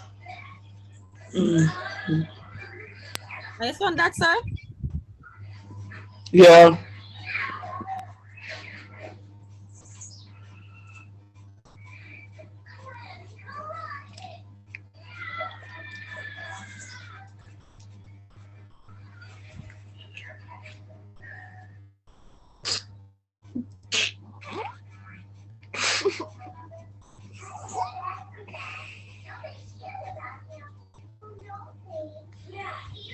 Finish this one? Finish that one? Yes, sir. Alright. Question now. Maurice, Ramesh, Anton. You got it? Finished there. No man, you got the FWX and the FWY for these ones? Yes, sir, I got those. Nice job. Alright, continue working on that one, please. Sir, I need some more practice. All right. So when I hear you say that, Maurice, it means that I know you're having some difficulties with the FWX. Did you get the FWX for this one? F of XX? For the first one? No. All right. Okay. So question to you is, did you get the F of X for the? You got the ones in the blue? In blue? Yes. All right. Work with me now. So F of X. F subscript X. I'm differentiating with respect to X again. When I differentiate with respect to X again, I'm going to get XX. So when I differentiate with respect to X, I'm going to get XX. So let's go. So I'm differentiating this with respect to X again. It means that the Y is a constant. So I'm going to care about the Y squared. And then I'm going to differentiate 12x squared. When I differentiate 12x squared, I'm going to get 24x. When I differentiate 12x squared, I get 24x. You agree with that? Yes, sir. And that's why I put the 24x in front. So we have 24xy. So we have 24xy. And then, when I differentiate negative 4x cubed, okay, I'm differentiating with respect to x, so this one works. So 3 times 4 is 12, so we have negative 12x squared. See here, so negative 12x squared. But when I differentiate 9y squared, the differential of 9y is a constant because it's y. So I'm going to end up with a 0. I'm going to end up with a 0. And then no. So that's what gives me the f of xx. The f of yy now, on the other hand, the f of yy, the x squared, the x becomes a constant. The x becomes a constant. So I'm going to have 8x cubed as a constant. So I write it back. See here, so 8x cubed. And when I differentiate y, I'm going to get 1. So 1 times 8x cubed is simply 8x cubed, so I put it back there. When I differentiate 10y with respect to y, it can work because it's y. So the differential of 10y with respect to y is going to be 10. So that's why I have the 10 right here. Watch this one here now. I'm differentiating 18xy with respect to y. So it means that the 18x is a constant. So I write by the 18x. And when I differentiate the y, I'm going to get 1. So that's when I have 18x. So we have f of yy right here. So. Yes, sir. Clear or no? Nice. All right. Anybody finish example 2? Yes, sir. Yes, sir.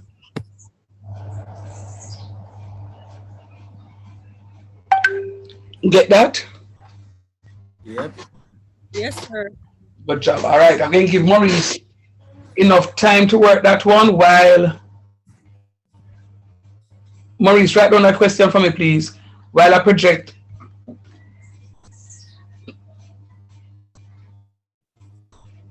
Example 3. All right, Maurice, write down that second example for me, please. Very good, guys. Write down that second example, Maurice. Ramesh, I'm not hearing you. Yes, sir. Me get it, sir. So talk no man. Sure. All right, Ramesh. I mean, Maurice. Write it down properly. You're doing well. Ramesh, you have not been doing anything on Edicasoft.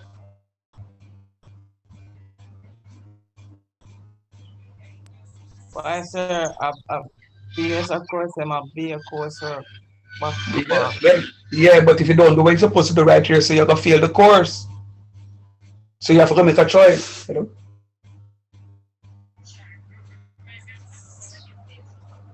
I mean, Right, you can move on, sir. the password 0044. Nobody but OB. Yeah. Mm-hmm. All right, I can move on, Maurice, to the other one. Yes, sir. All right, good. Nice job, Coco. All right, the rest of you work on that one for me, please. Um, I want you to find F subscript XX and F subscript YY. Um, and then we can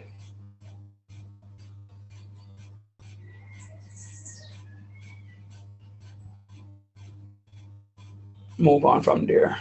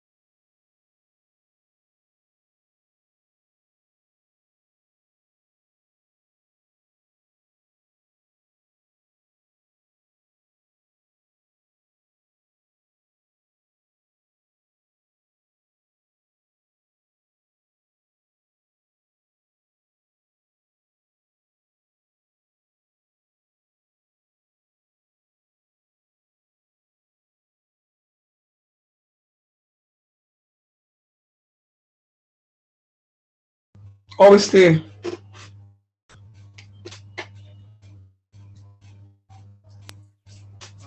Almost finished. Sir. All right, I'll give you 2 more minutes. I hear you, Digger. So 2 more minutes.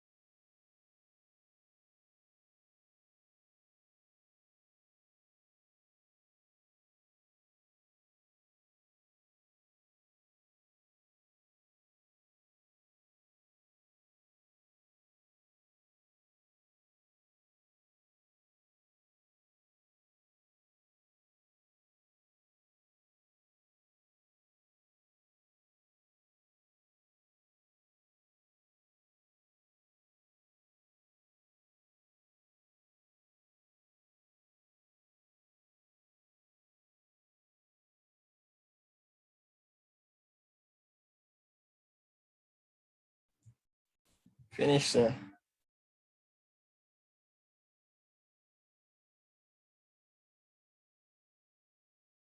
Let me know how you stay.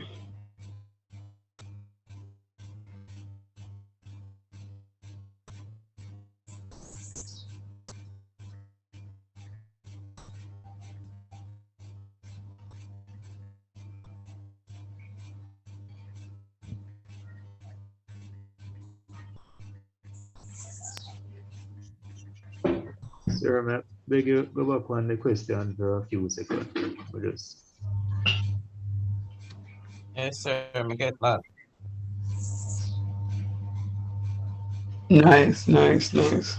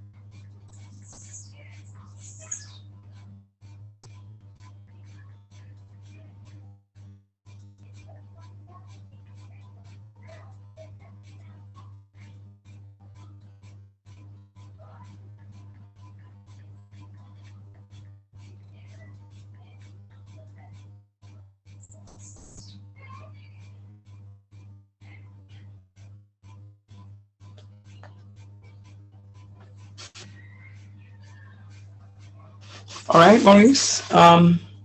Maurice, stay no more.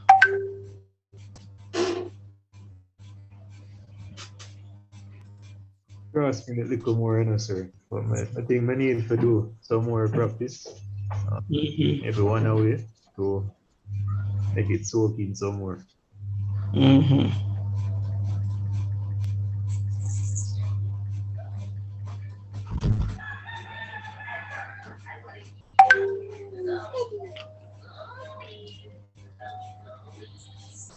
All right, so all right, let me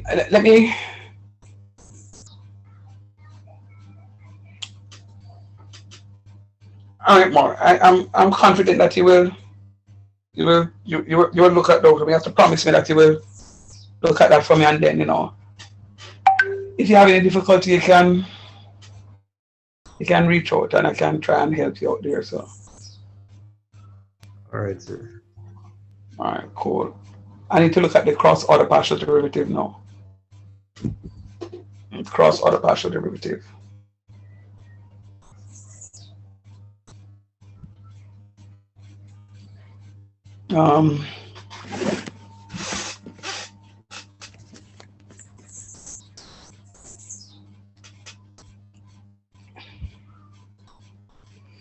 I have a lot of examples to give you, but in the interest of time, I need to look at the cross. All right, so questions involving both first and second order partial derivatives, and I think it also now includes a cross order partial derivative. Yes, it does. All right, so do me a favor. What I want you to do for me now, I am moving into the cross order partial derivatives, but before you can get to the cross order partial derivatives, I want you to do the first order and second order partial derivatives.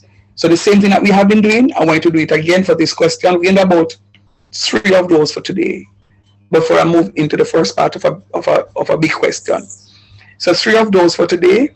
Again, Maurice, you get an opportunity again to practice and sharpen those skills here. So I want you to find F subscript X, F subscript Y, F subscript XX, and F subscript YY for me.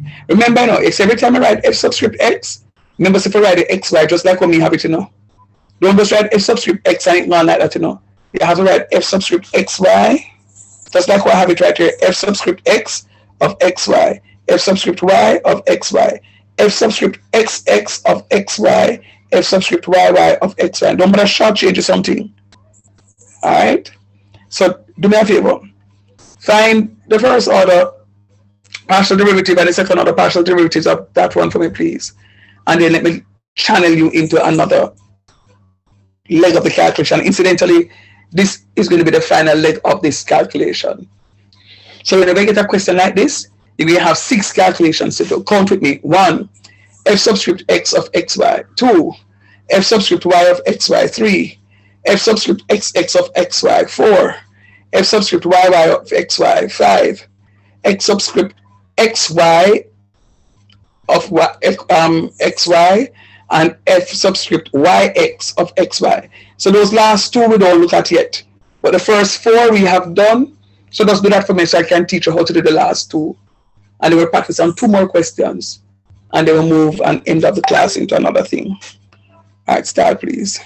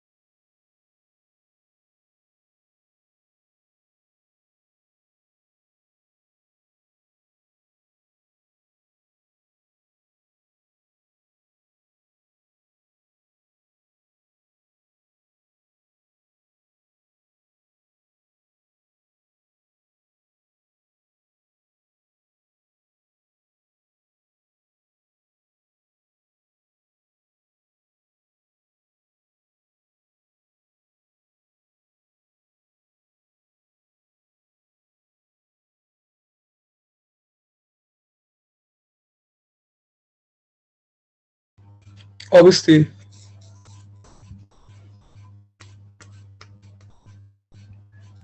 You finished, sir? Nice. All right. So, Maurice always say, Papa, look and tell me if you agree with what I have for f subscript x. What I did this time was just to do x, then xx, then y, then yy. So look to see if you get the same answers I did. Maurice, Papa, how you feel?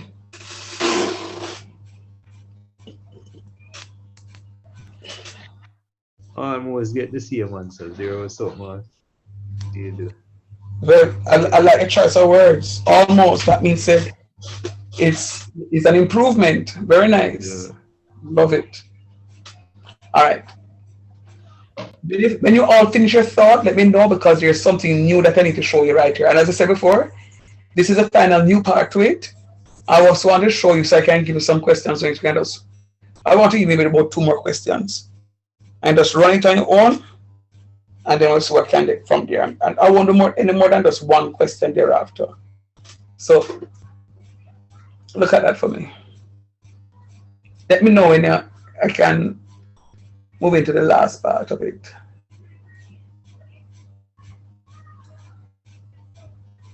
Sir, is it that you have to put like the dot them? The dots are really just showing that is being multiplied. If you want to put Yes, brackets, sir. I know.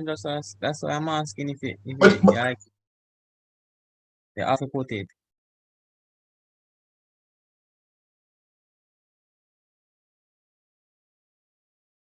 Hello?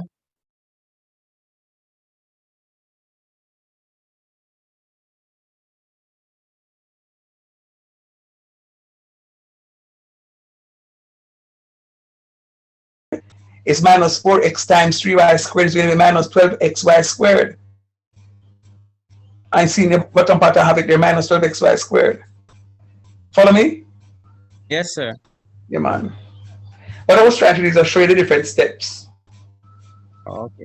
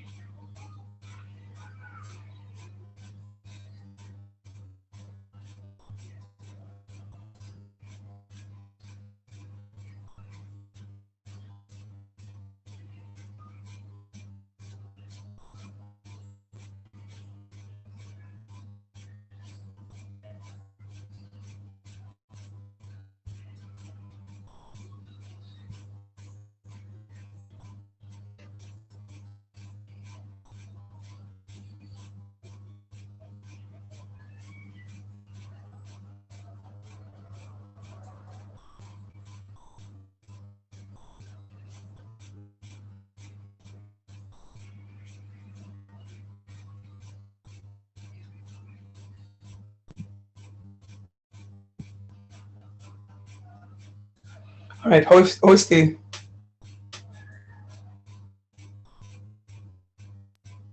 Me good, sir. nice? Maurice Papa, how is the now? I can move on to the last part. We're good, sir. All right. Yes, sir. All right, good. All right. So now we're going to look at the cross-order partial derivative, right? So recall that you must now use the first derivative of the original function to evaluate the following. We're looking at the cross-order partial derivative. You notice down here, so you have xy, and then next we have yx. So order is very important right here. So order very, very, very, very, very, very, very important. If you don't follow the order, you can get the question wrong. Order is important. Let's go. So in order to find f subscript x, y, I must first use f subscript y, x, the one here, f subscript x, and then differentiate it with respect to y. And then the one that says f subscript yx, I'm going to use f subscript y and then differentiate it with respect to x. Very important. So let's go again. In order to find f subscript xy, I must use f subscript x from the first one and then differentiate it with the opposite variable, which is y. So let us go. Let us differentiate this one here with respect to y. It means that my 12x is going to be a constant, so I write it back. See it down here, so I write it back. And then I differentiate y, and the differential of y is 1. So all I'm going to have is 12x. See it right here, so 12x. In this rare case, I'm differentiating with respect to y. So when I differentiate this with respect to y, I'm going to get negative 12x squared. See it here, negative 12x squared. When I differentiate y with respect to y, I'm going to get 1. All right?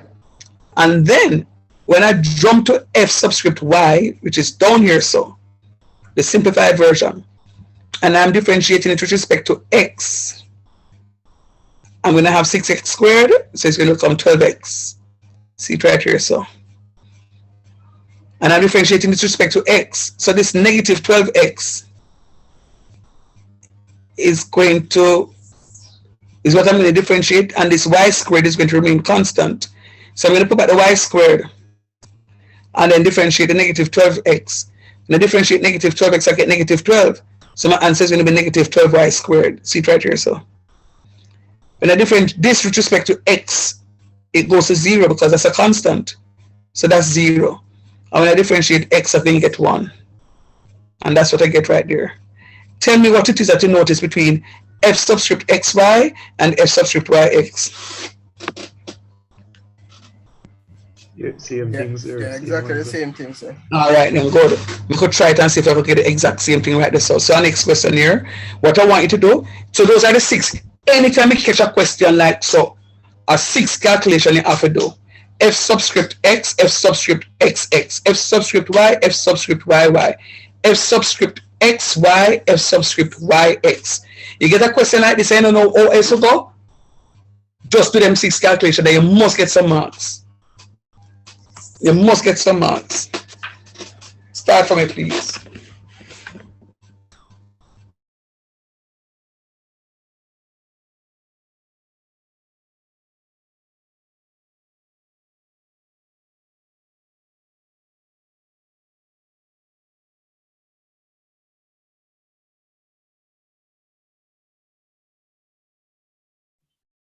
So sir, we can use this to check and make sure we're doing the right thing. Them supposed to do the right Very thing. nice, very nice. That's where I was going to go to you.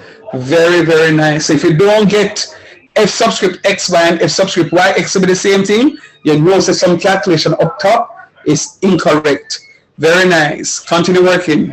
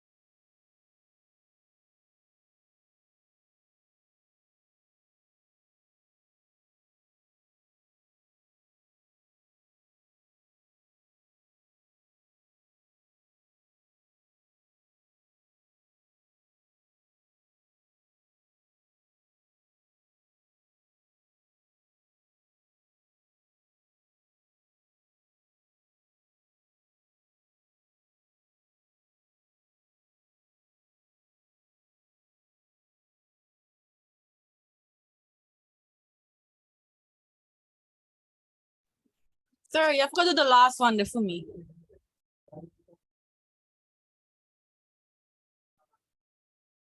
Why? So I'm not grasp it yet. I don't know. Or the f of x, y, and y, x? Yes, sir. Not a problem.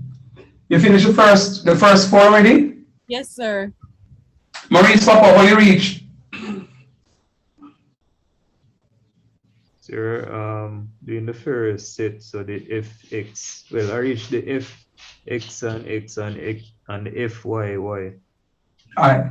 I'm going to give Maurice 2 more minutes, David. The rest of your work, please.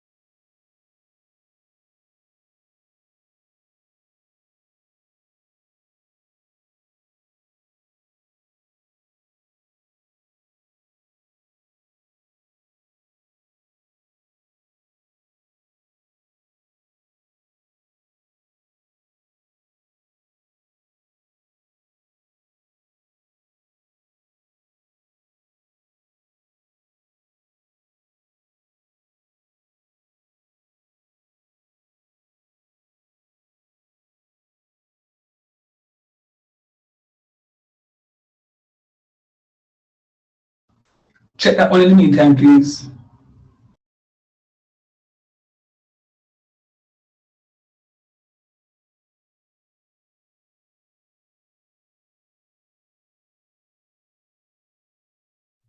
Sir, you know, I actually get it this time. Good news. Good news. Good so far. Get it so far. Nice. Nice job. Nice job. All right. One more for the road. Oh, sorry, Gabriel, you said you didn't get the x, y, and y, x now?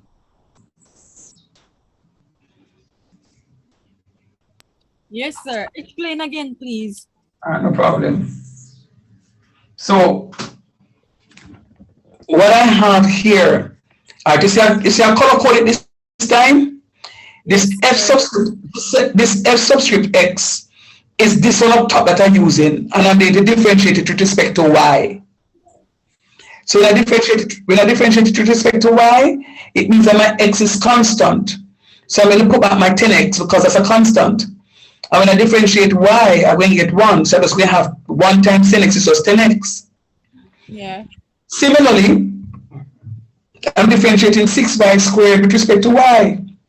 So because they're the same y's, I'm going to differentiate it and get 12y. But this is 6x, but I'm differentiating with respect to y. So this is a constant, so it goes to 0. Yeah. And then now f subscript yx.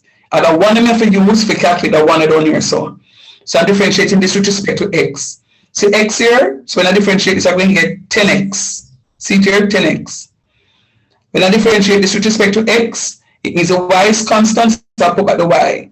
Then I'm going to differentiate 12x, and when I differentiate 12x, I get 12. And I put the 12 in front of it. So you notice now your f subscript xy and yx are exactly the same. So you know the answer right. Up here, so f of x, xx, y, and yy correct. See it now? Yes, sir. try the 1 year for me, and then I'm going to give you one last one. After you do this one, I'm going to give you one last one. And that one, I am going to go up to a particular point and then finish it off in class next week. God's willing.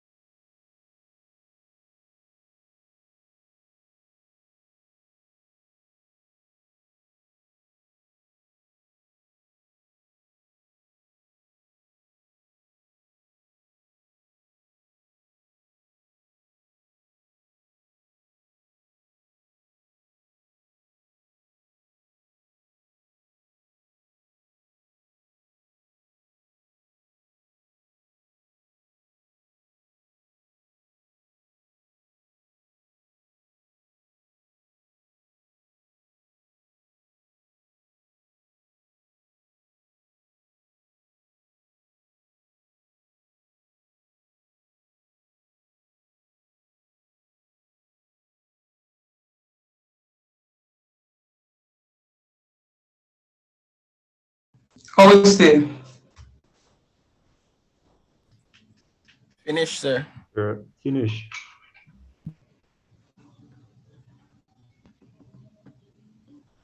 Check and let me know.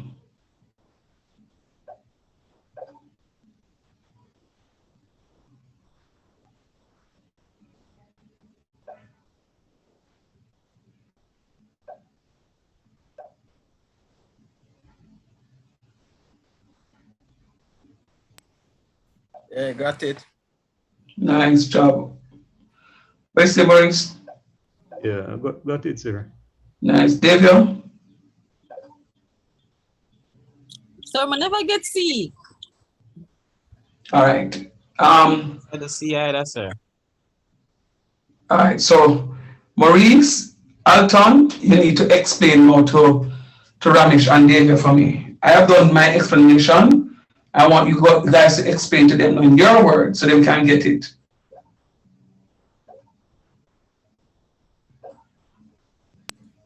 Okay, sir. You want to go first, Maurice, or you want to go first? You go first, Alton. All right. Let's see. You say you don't get C. All right. If you look at part A, we have F subscript X. Right. You're going to be you're looking for F subscript XY. So it would be right. Sorry. Oh, so you're looking at 4x times differentiation of y squared, which is 2y. That would be 4 times 2, which is 8. So give you 8xy. Then you differentiate the 6y. 6 will be constant, the y becomes 1. So it's 6 times 1, it's 6. And the 1 goes to 0. So that gives you your 8xy plus 6. For the F subscript yx, you're going to be using the answer you get in part B for F subscript y, which is 4x squared y plus 6x plus 1. So you'd be differentiating again. So it's 4 times 2x. So 4 times 2, 8x. And the y, remember the y, so 8xy. And you differentiate the 6x, you're going to get 6. And you know the 1 goes to 0. You differentiate. That's a constant, so that's 0. I don't know if you understand it from that standpoint. Get it, David? Ish. All right, what part of it you don't get? Let me see if I can understand. I feel like me didn't know the ending part is gonna be plus 6, you know. Yeah. But the 8xy part me not get. All right. Let me explain the 8xy part. Look at part A, right? F of x, F subscript x. Yeah. You have 4x y squared. Yeah, but what me did think was that because at the first part, because we are focused on the x, me did that thing, so I forget rid of the x and get 8y. That's what I had for my answer. Oh no! All right, what you doing there? Since it is respect to y, you're right about the 4x, and then differentiate the y squared. Okay. So your 4x times the differentiation of y squared, which is 2y. Yeah. So instead of having 4x 2y, you multiply the 4 by the 2, which gives you 8. So you have 8xy. Okay. Yeah. Sure, you get it now? Think more of it. Think you have it. All right. And it's pretty much the same for part B, where you have your 4x squared y. So you're going to, now it is respect to x. So it is 4 times differentiation of x squared, which is 2x. So 4 2s 8. So it's 8x. Care about the y. That the y is constant. Understand? Yeah, I get it. All right.